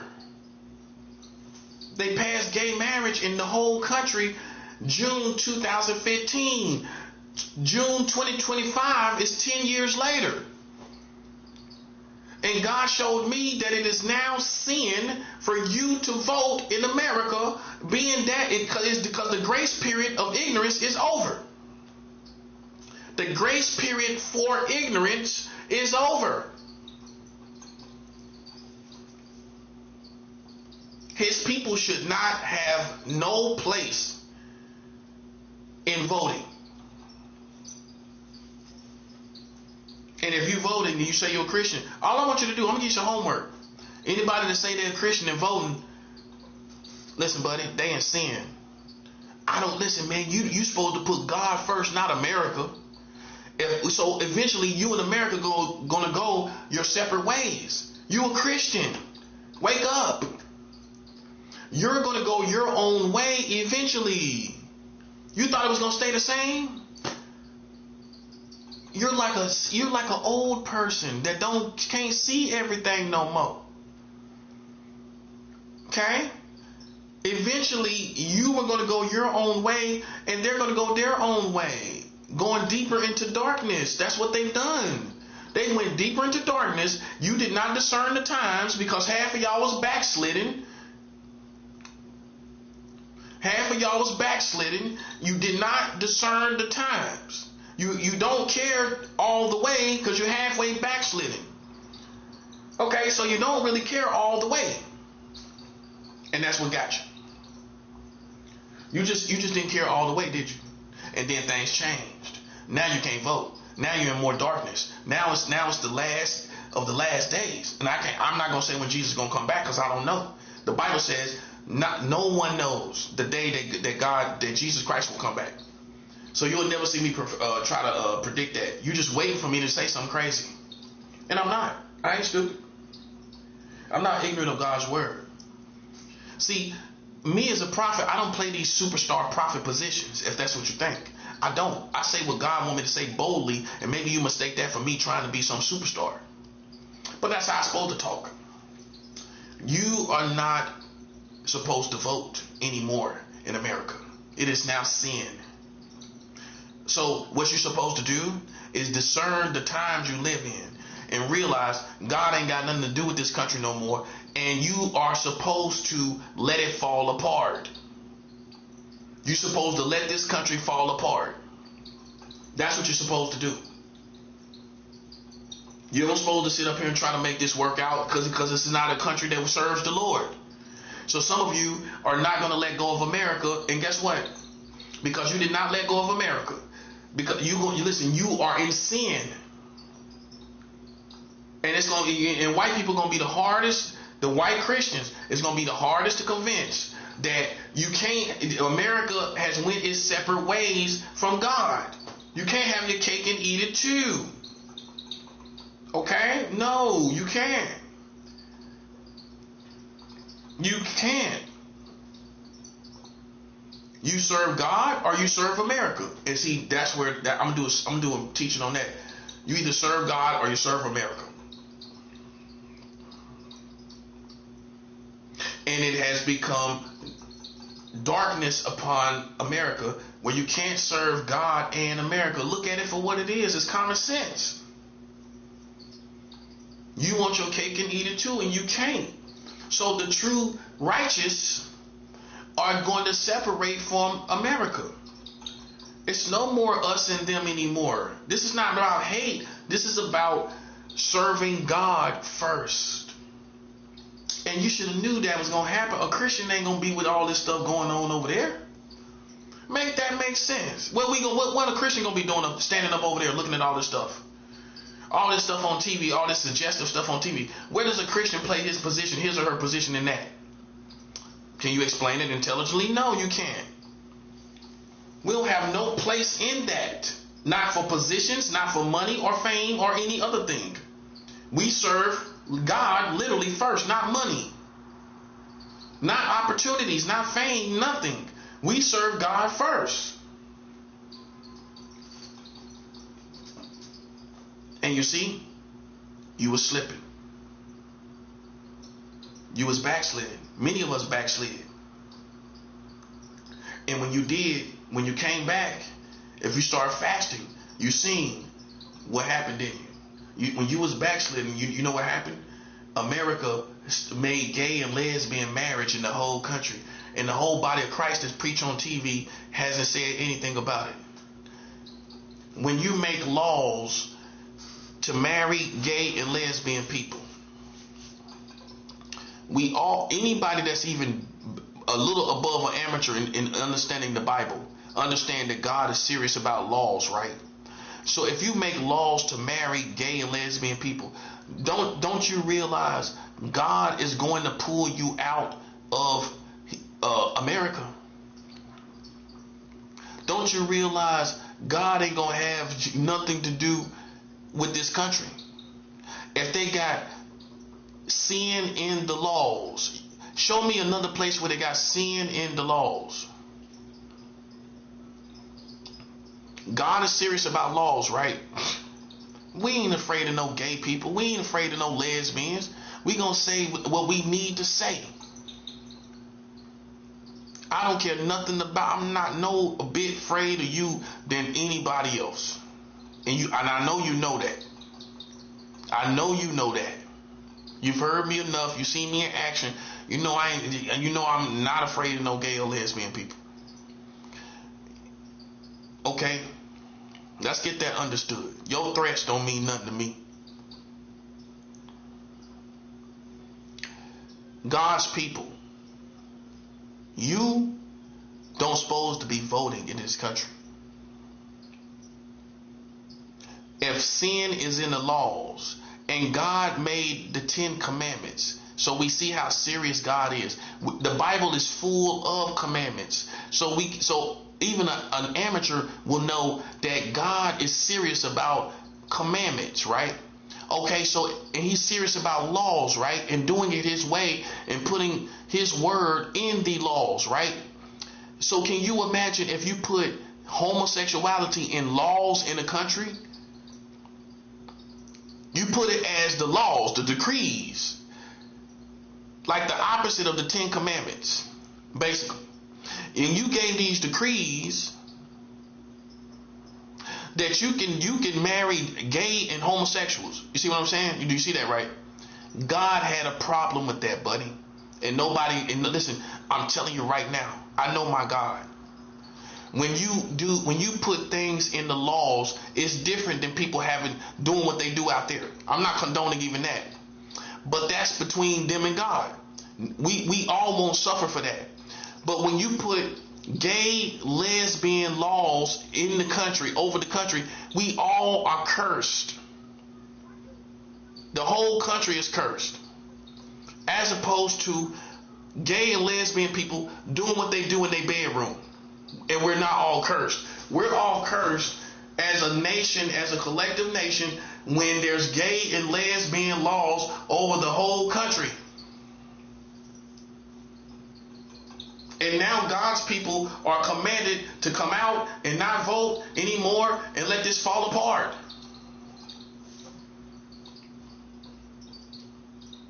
Okay? That's what we are. Now you see what's going on. That's where it's at. Now, if you follow these goofy other people, whether it be at church or it be it on YouTube or wherever, that's your fault. Because you know what you just heard is true for me. You know, ain't no way in the world God gonna have you have something to do with a whole country got gay and lesbian laws in the laws and in the commandments of the country. That's the opposite of the 10 commandments, to say you can marry a gay man or a lesbian. That's the opposite. So why would God honor that? Show me how in the Bible where it's a similar situation. Show me a similar situation. It's not going to happen. God will not honor a country that has gay and lesbian laws in the country. You're talking about Israel. Israel has done the same thing. July 2022, they made laws to marry gay and lesbian people in Israel. 15 months later, Hamas attacked Israel. You think that's a coincidence? They made gay and lesbian marriage laws in Israel. 15 months later, Hamas attacked Israel 15 months later after they made gay and lesbian marriage laws on Israeli soil. The first time that gay and lesbian laws were on Israeli soil, 15 months later, Hamas attacked Israel. You see what happened, right? They made gay and lesbian laws in Israel, which is supposed to be considered the Holy Land, a very holy place. Obviously, it's a holy history, right? A history of holiness and righteousness in God's people. This is the first time they made gay and lesbian laws on Israel's soil. On Israel's soil, right? 15 months later, after the only time that they made gay and lesbian laws on Israeli soil, they were attacked by Hamas 15 months later. This is because God is no longer with Israel. They don't know you. Listen, you can't make you. It applies to everybody, even Israel. I can show you in the Bible when Israel sinned, things happened. So how it ain't gonna happen this time? Israel has sinned against God by having gay and lesbian marriage laws established July 2022. Almost 4 years ago. Look at their country now. Look at the evil that's going on over there. This is a result of America, of Israel and America, because America helped them. America helped them establish gay and lesbian laws in their country. You can go look it up. Now, Israel has been in trouble as a country starting. This is what American preachers haven't preached. Israel has been in trouble with God since 1988. In 1988, Israel made a law that gay and lesbian sexual activity is legal. This was the first law. This is why I want you to check your teachers. And if they talked about Israel and they act like Israel's so holy and so this and that, nah. I want you to go see if they knew anything about gay and lesbian laws. Gay and lesbian sexual activity was legalized in 1988. And you're going to find the prophet is the only one that told you this. God woke me up out my bed and showed me. When I woke up out my bed, God showed me in the dark. In the dark, I was looking it up. I looked this up in the dark. Just in case you thought I was I'm on this vendetta. No, I woke up out of my bed with this. Because a prophet is not going to be in the dark about nothing. Imagine me being in the dark. Imagine that.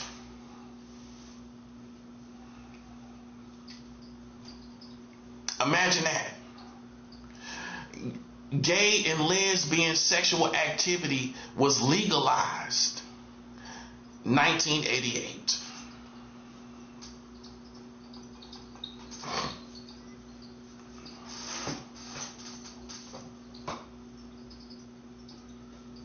It was legalized 1988.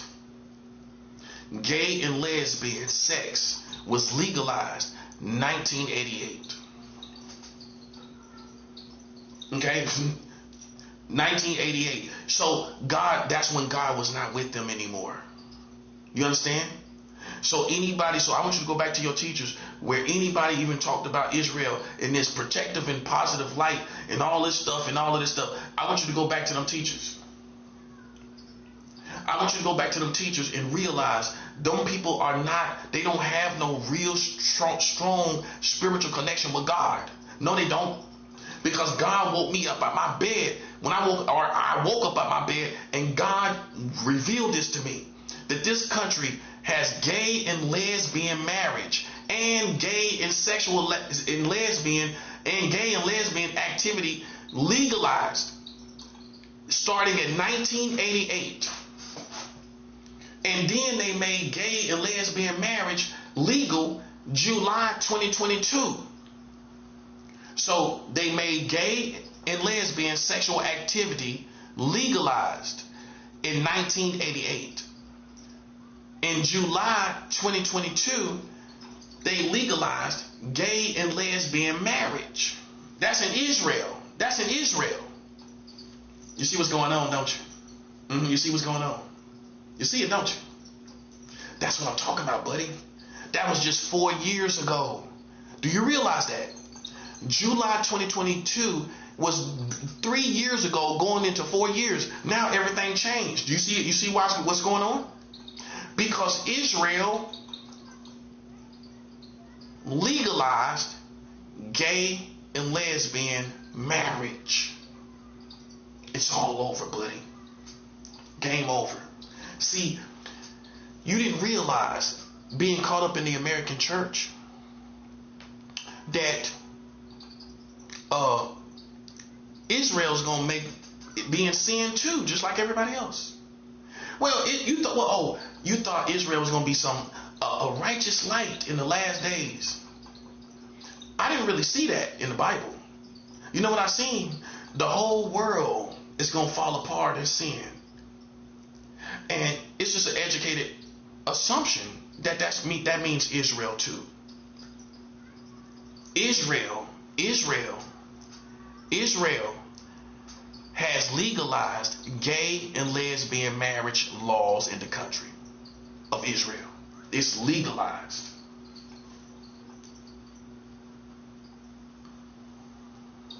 It's legalized right now. Okay, that's why everything is falling off. That's why everything is going haywire. That's why it's not going to get better, because it's more than one reason. Why you think it's just vendettas with me and playing around me and these lame people playing around me. It's so much other stuff where it's all over. You was looking at one thing, I was showing you more than one thing. I've been doing videos about gay and lesbian marriage in this country. You can't say I didn't show you. You can't say I was just talking about gang stalkers. You can't say I was just talking about these secret societies. I was talking about gay and lesbian marriage in your country and the curse that it brought on this whole community. I showed you Israel having gay and lesbian marriage starting in July 2022, and 15 months later they were attacked by Hamas. I showed you gay and lesbian sexual activity legalized 1988. That was the end for Israel. And look at how America became so evil after 1988. It just all began to fall apart. And the whole time Israel was having sex with gay and lesbian people over there through the 80s, the end of the 80s, all the 90s. The 90s was their time where they was in homosexuality and lesbianism in Israel. They made gay and lesbian sexual activity legalized 1988, right? 1988, right? Okay. So that's what they was doing all through the 90s and all the 2000s, all this time. And then, 3 years ago, they made gay and lesbian marriage laws. They followed up with it, which shows you what they was doing. They was having sex. Now they progressed to not just having sex anymore with gay and lesbians. Now they're getting married, just like America. They progressed in that little bit of time that America took years and years to progress. They did it in a short amount of time. We're getting on the same level with America. Once America passed it in 2015, Israel followed up 7 years later and did the same thing. As far as gay and lesbian marriage, America made gay and lesbian marriage in the whole country 2015. 7 years later, Israel did the same thing. And they got they got attacked by Hamas 15 months later. You think it's a coincidence? They put gay and lesbian marriage in the whole country, and then 15 months you think it's a sign that God is not pleased? This is Israel. This is not a game. That's what happened to you, buddy. See, it was this right here that was the chess move of the satanic kingdom. Because God knows, Satan knows that if I put gay and lesbian marriage over the laws, that's cursing the whole country. I don't got to go through this stuff of going down to this person, go down to these people, this tribe of people, that tribe. So that's all he's been doing. Before that, all he was doing was going down to each tribe and starting these sinful subcultures among us. Now, he's just going for the whole oo-wop, right? Where he gonna go and curse whole countries by just establishing gay and lesbian laws, and it ain't got nothing to do with gay people. It's the technicality of sin in the laws. Now he has legal right to curse every nation that does it. He don't care if you're gay or not. I don't even care if you're gay or not. I'm talking about the technicality of what curses the country. That's what I'm talking about. You're on the specifics of it. I'm not. I'm showing you what did it. So it's a difference between harping on the specifics and showing you what did it. I'm showing you the specifics of what did this to your community. You cursed yourself by putting gay and lesbian marriage over the entire country. And like I said, before in the past, I don't incite people to do anything to the people. I don't care, right? I am showing you what did it to you. I'm showing you what happened in reality. Okay? Israel. I showed you Israel. Israel tried to follow behind America and did all that evil to Hamas, and stuff happened to them. It's not going to stop because of this. So just in case you think it's going to get better, it's not going to get better because of gay and lesbian marriage laws in the country. It's not going to get better, buddy. It's not. That's not going to go away. So therefore, the curse is going to remain, and God's people has to come out of America. They have to. They have to come out. They have to come out.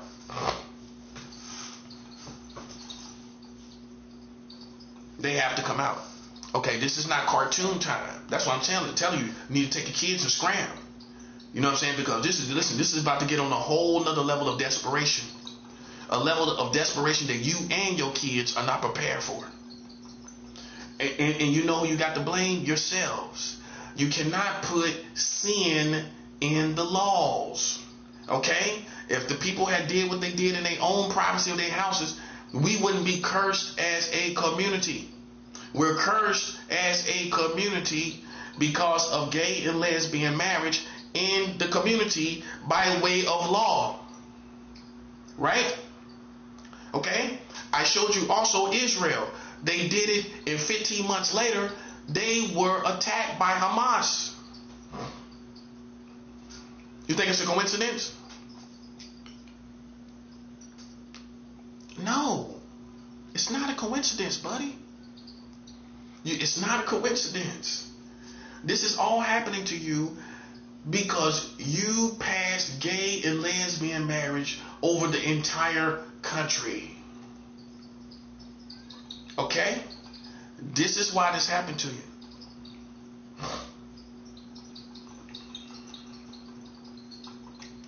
Okay? It's no way out. That's why I'm telling you, it's no hope. I've been telling you, you can go watch all my videos. If you think that this just started today, or if I got something in my heart, or I just came up with this recently, you can go watch all my videos and you will see that I've been talking about gay and lesbian marriage in the laws of America and Israel. Both of them. And anybody like them, anybody that does that, you're going to curse your nation. That's what you're going to do. Okay? I'm just letting you know. If you look at these two countries, America and Israel, look what they're going through. Okay? Look at America 10 years later after the gay marriage laws. It's just 10 years later. COVID, everything, all this stuff. Look at all this stuff. It's a result of not having God's protection on your country. He's not here. You can't have your cake and eat it too. You can't marry gay people and lesbians and then have God over your country. No, show me why he would do it. Oh, because this country is great. Any country can be great. And any country can be great and turn from God. And when you do, he's going to punish you. You can be great as they come, but if you do not serve God, you will be punished. Oh, so you just think you're so great, you can have gay and lesbian marriage and still have God. Listen, buddy, you flattering yourself. You gassed yourself and you flattering yourself. And playing yourself too. Add all three. You gassing yourself. You playing yourself. And you flattering yourself. Okay? And you don't have God with you no more.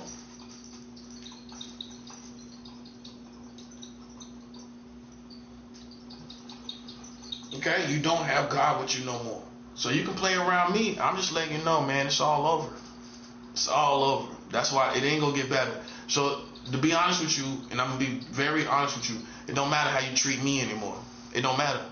Because you have gay and lesbian marriage in the whole country. It's not gonna get better. That's the main foundational reason why it's not gonna get better for you as Americans and as Israel. Those two countries. It ain't gonna get no better. So you can sit up here and patty cake, put them in the pan, and act like things are gonna get better for you, and it's not gonna get better for you. It's not gonna get better. Okay, you let these people take over the community. You let these gay and lesbian people act like they the mob, and they not. Okay, you let them have all these things in their mind and all this little foolishness, this cartoon foolishness, going and drag queens going and dancing in front of the children at school. Look at the drag queens going and dancing in front of the kids at school.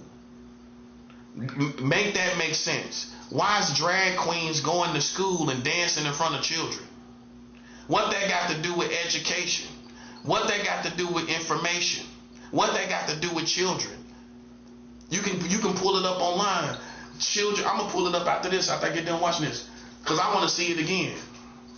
These gay people, yeah, I want to see it again. These drag queens dancing in front of these children. They dancing in front of the. Now explain that. Explain that to me. Explain the drag queens dancing in front of the kids. Make that make sense, man. Make it make sense.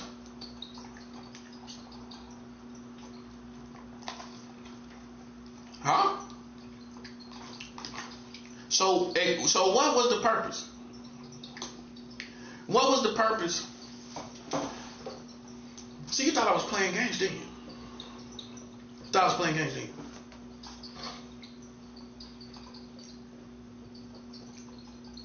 What was the purpose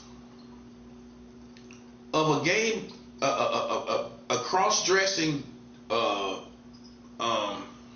drag queen, not the transsexuals, the drag queens? Oh yeah, well, I'm being Pacific. The drag queens going and doing story time and then dancing around in front of the children. My question to you is, do you think they aroused any of the children sexually with the dancing they was doing? But so my next question is you can't be too sure if they aroused the children with those sexual dances.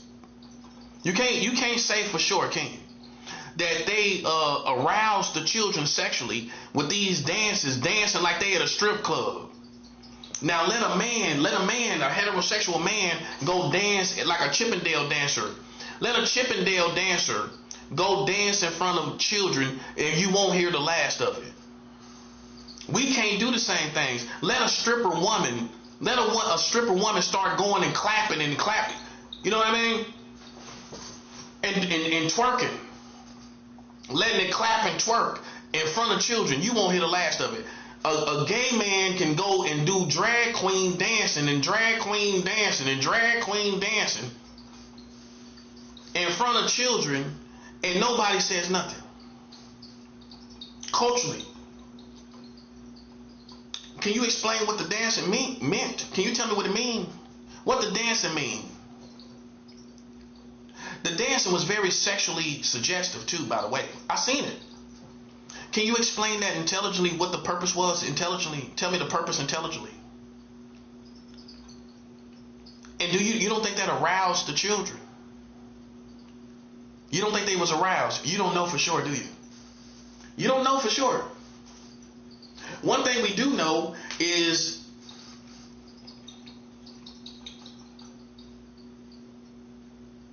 the dancing was sexually suggestive. Now, wasn't it? It was, wasn't it? Can you tell me why they dancing in front of the children? Can you tell me why gay men are dancing in front of children? Now, I can see if you went there and try to show that you had concerns and the same care as your counterparts have for children as the heterosexual community, your counterparts being the heterosexual community. I can see if you was just going there to do story time to show that you also have care and concern for children. And just read a little book, right? You didn't do that. You went beyond the book, just like some goofy gay people would do, and dancing all around in front of the children. How do you think children comprehend this sexual dancing? That's my third question to you. How do you think the children comprehended this dancing? as groovy, cool, or sexual. It looked more sexual, didn't it? Not groovy or cool or hot. Tight. I'm just using slangs for being cool. Hot, that's tight. That's drip, you know. That's turn, you know, all the different stuff. You think that's what it was, or you think they think they look at it, you know, they looked at it like it was sexual. They looked at it like it was sexual. That's common sense. These funky gay men going and dancing in front of these children. These funky gay men dancing, going to the school now. Look at that. Going to the school with it. That's what I want you to look at. Going to the school with it now. That's what I want you to look at, man. So man, you know, that's the main thing. It's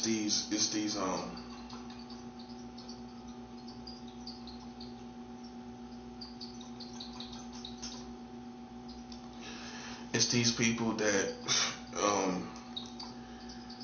act like they don't do no wrong. But see, that's for the gay community right there. The gay community.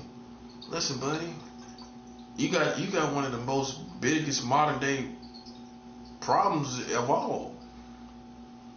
Dancing in front of these children, and when it don't make no sense.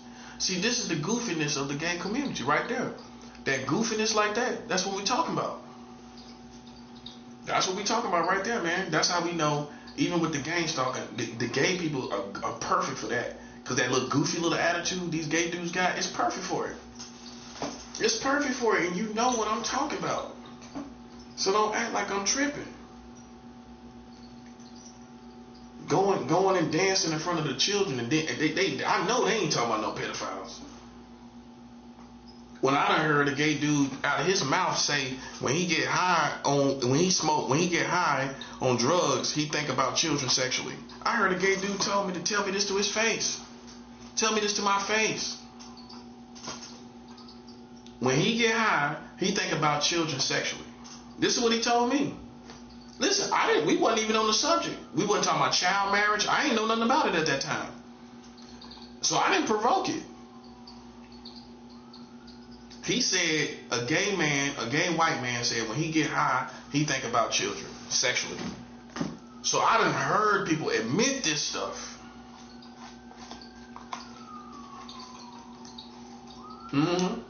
Now what you want to talk about? I done met pedophiles. I done talked to them, buddy. And live in color too. And live in color. And live in color.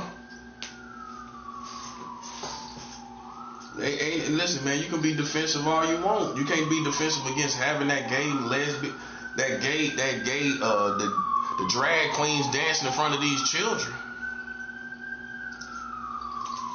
Explain these gay men dancing in front of children. What's the explanation for it?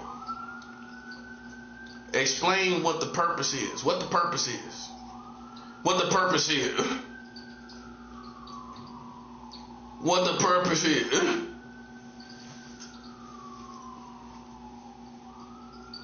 What's the purpose? What's the purpose of the gay people dancing in front of the children? These sexual dances. Like they strip. If you haven't seen it, it's like strip club dancing. Like they on a pole dancing around, moving around, doing these little routine sexual dances. Not the dances like a musician. It's not dances like a musician. If you could compare it to anything, it is dancing like a stripper. Right or wrong, that's what I saw. I saw dancing similar to a stripper. Not Michael Jackson kind of dancing when you're dancing around to some good little music, you know what I'm saying? Shucking and jiving, right? None of that. No, these dances were more comparable to strippers. These sexually suggestive kind of dancing. And you know the difference between dancing as a musician and dancing as a person that's like a stripper that has these suggestive dances. So can the gay community explain that one? Oh, it happened more than one time. It happened more than one time. Can you explain what it means? You can't explain what it means, can you? That's what I'm talking about, buddy. That's what I'm talking about, buddy. That's what I'm talking about. I mean, right there with the children. And I'm going to tell you what happened. You want to know what happened? You want to know what my thoughts are? With all this stuff that was being talked about children, right? The gay community came under gang stalking attack too, the gang stalking invasion.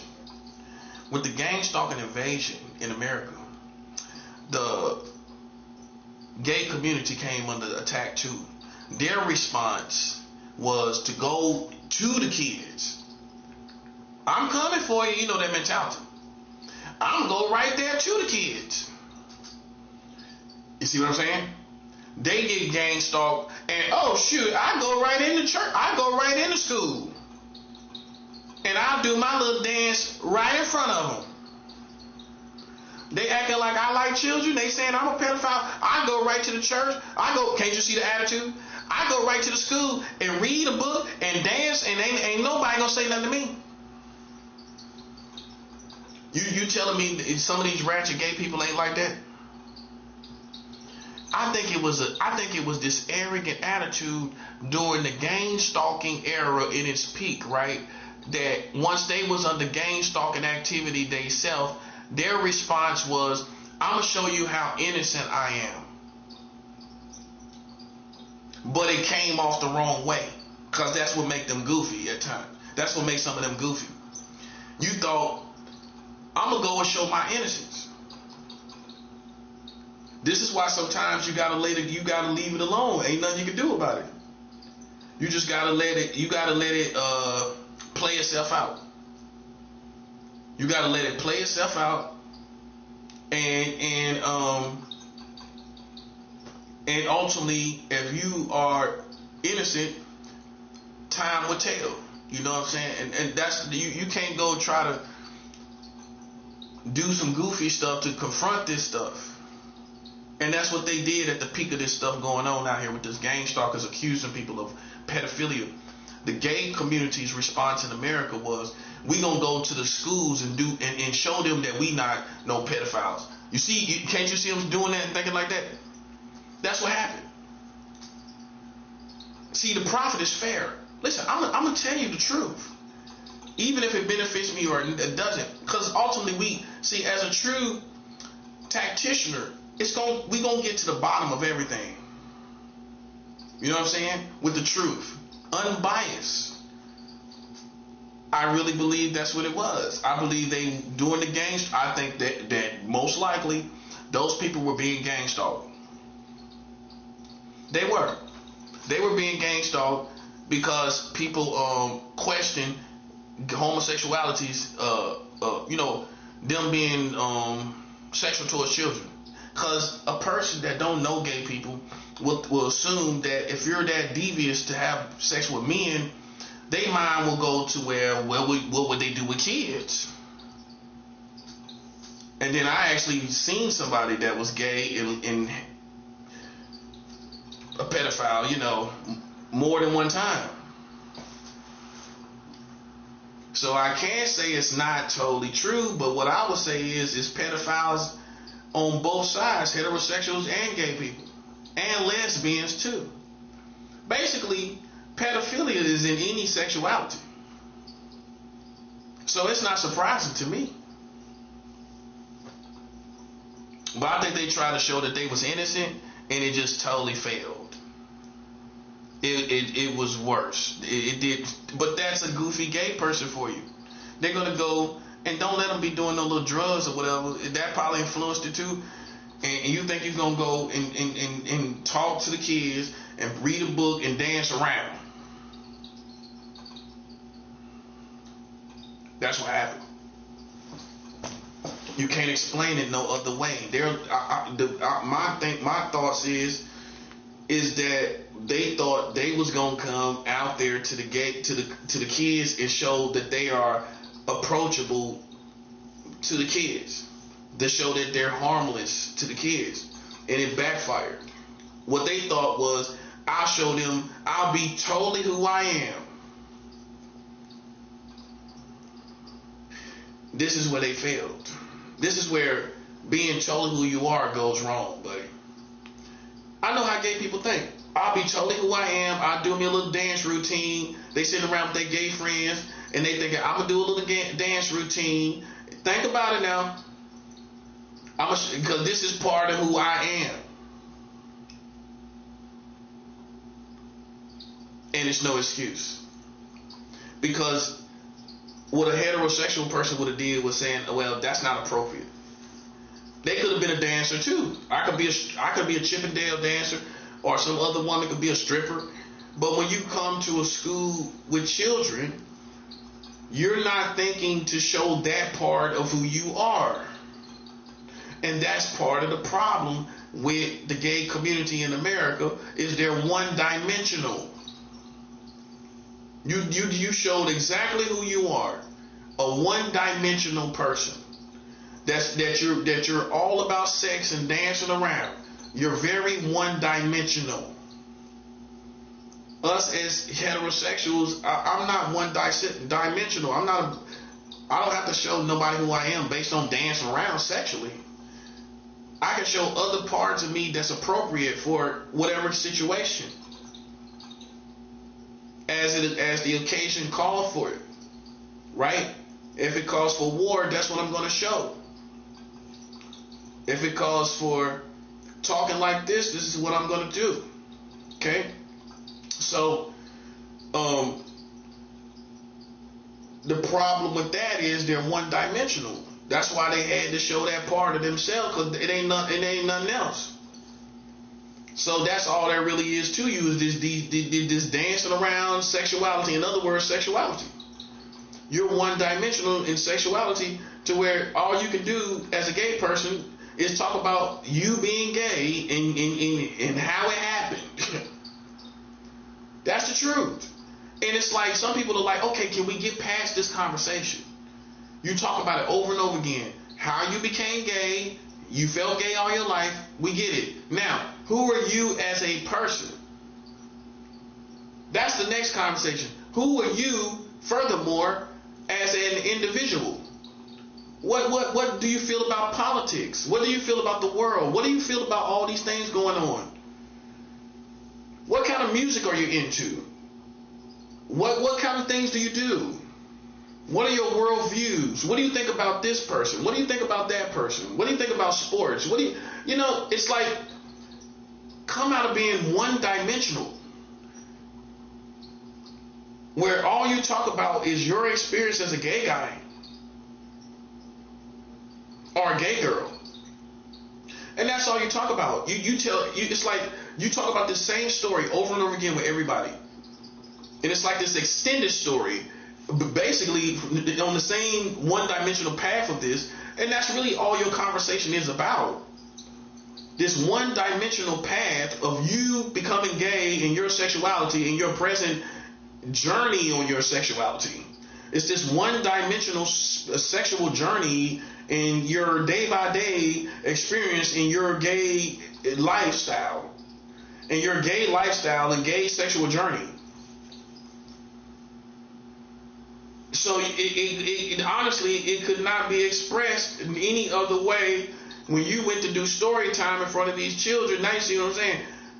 It was inevitable for you to be dancing around, because you're one-dimensional.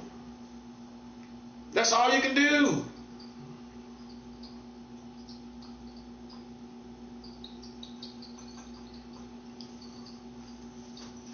That's why some people don't want to talk to you, because all you're going to do is start talking about being gay. That's all you're going to do. That's the reason why some men don't want to talk to you, some heterosexual men. Okay, because can we get past the conversation? Can we get past you being gay to just having a regular conversation without me talking about my sexuality and you talking about your sexuality? No, it's not going to happen. I guarantee you. It's going to be some insinuation of you being gay up in the conversation. It's always this ongoing punchline. Instead of you just being a human being, talking about other stuff. Like, that ain't got nothing to do with being gay at all. See, you did not graduate to just having regular conversations with other human beings. That ain't got nothing to do with sex, ain't got nothing, no punchlines, no gay punchlines, no talk about what you do, no talk about what you feel about your gay lifestyle. That's why some men are not going to talk to you, because you're going to keep going into what you being gay and walking around looking like you traumatized. Well, I went through this and I went through that. Like, come on, dude. Like, I mean, okay, I already know. Like, when we going to talk about something else? I bet you some people have told you. Do you have anything else to talk about besides you becoming gay and how it happened to you and you being molested as a child? That too, because that's part of it. Many of these gay people been molested. Okay, well that's part of it.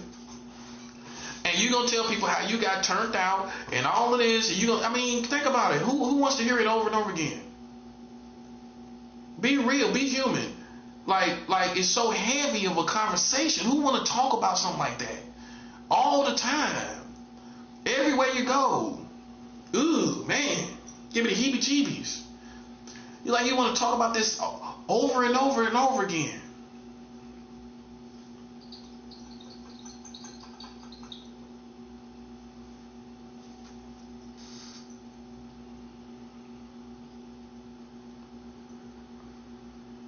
So that's all I'm saying.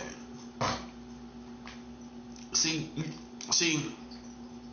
you flatter yourself thinking everybody talking about you and thinking about you and everything like that, man. The truth is, man, people ain't thinking about you like that, buddy. They really not. And if you came around just talking about real life, you know how surprised people will be that you actually you ain't got no gay punchlines. You ain't gonna say nothing gay. Why don't you just take a day off from talking about gay stuff and see how I feel? See how better you feel. Just talk about life. Just talk about just life. Okay, how you feel? Okay, but don't go into the gay stuff of how you feel. How you feel as a person? Okay, what about money? What kind of? Don't talk about gay jobs. Don't talk about being gay at a job site. You see how you gotta be able to talk about something other than being gay. That's why you listen. You exclude yourself from society. Society didn't do it to you. Think about it. If I come to you talking about sex, that's gonna be weird, ain't it? That's gonna be weird for me talking about my sexuality. What's the difference? They're talking about their sexual orientation with every person they meet. Well, that's how I see it. Now, imagine if I did that. Yeah, I love women. That's going to be weird, ain't it? As a heterosexual guy, I'm talking about my sexual orientation over and over again. Well, I love women, man. I made my first woman, back then. I'd be like, okay. Now, I can see if you sit down with your homies and you kind of... But wouldn't it be funny on the heterosexual tip where I'm just talking about having sex with these women? Oh, yeah, I just love women and I just fell in love with women and all of this. And ever since I was young, I like women. Really? I mean, that's going to be a little weird. One dude going to be like, okay, you supposed to feel that way, brother. Welcome to the club. Welcome to the club. So we can't walk around talking about our sexuality all the time. It ain't gonna make sense. So that's what they don't realize that they be doing. You go around telling everybody about you like a walking poster boy for your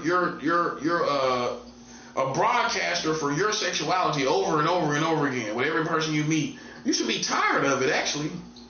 You should be tired of that. And some people never graduate to just having a regular conversation.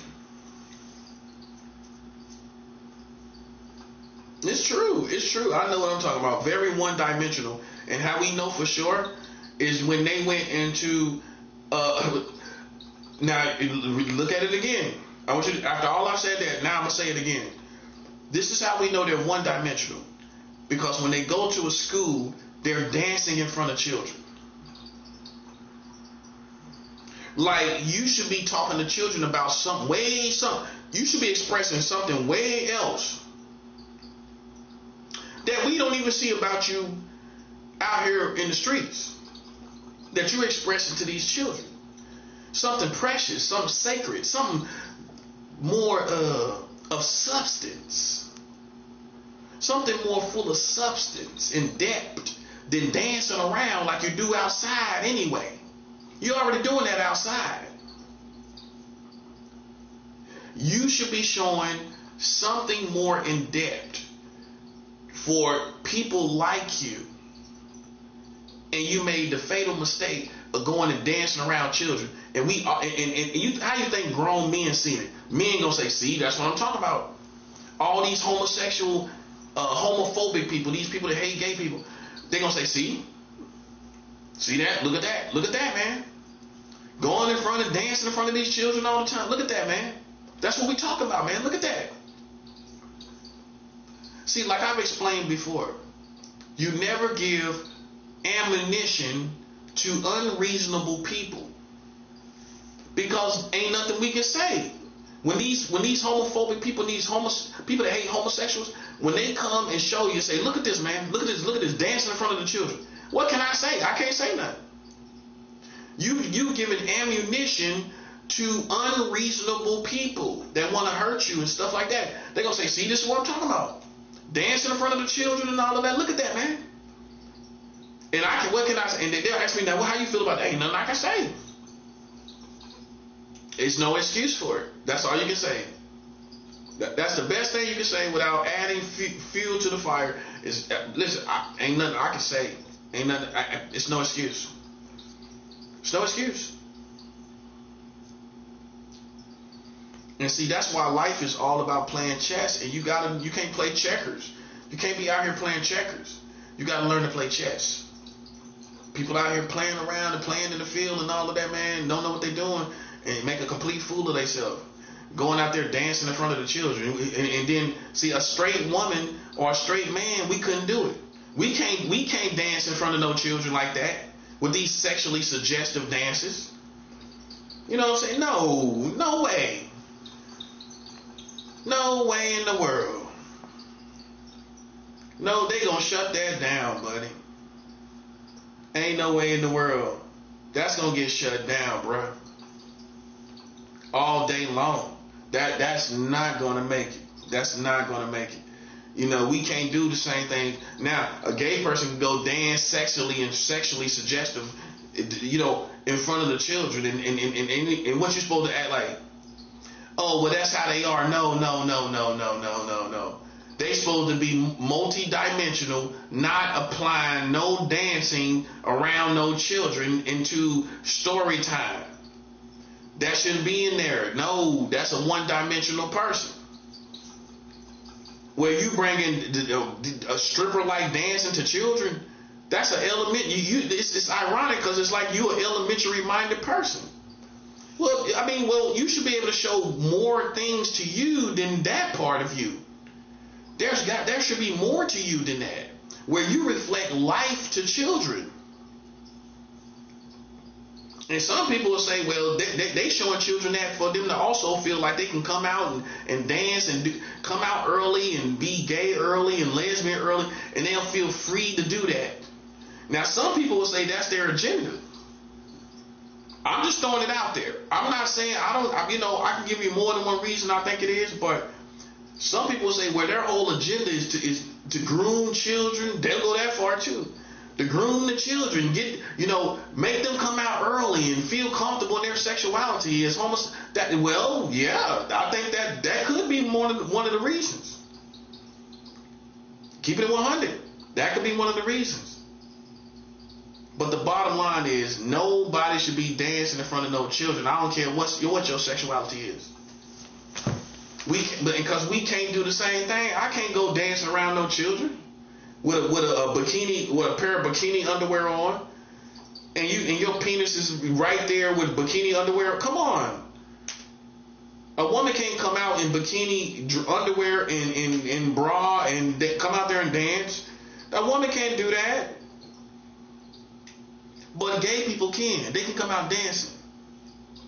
See, that's what I'm talking about, bro. They can come out dancing, but you can't. You can't come out dancing. You can't come out dancing. You can't come out dancing. Yeah, man. So listen, man. I'm gonna come back with part. I'm gonna keep talking about this, man. I'm gonna keep talking about these things.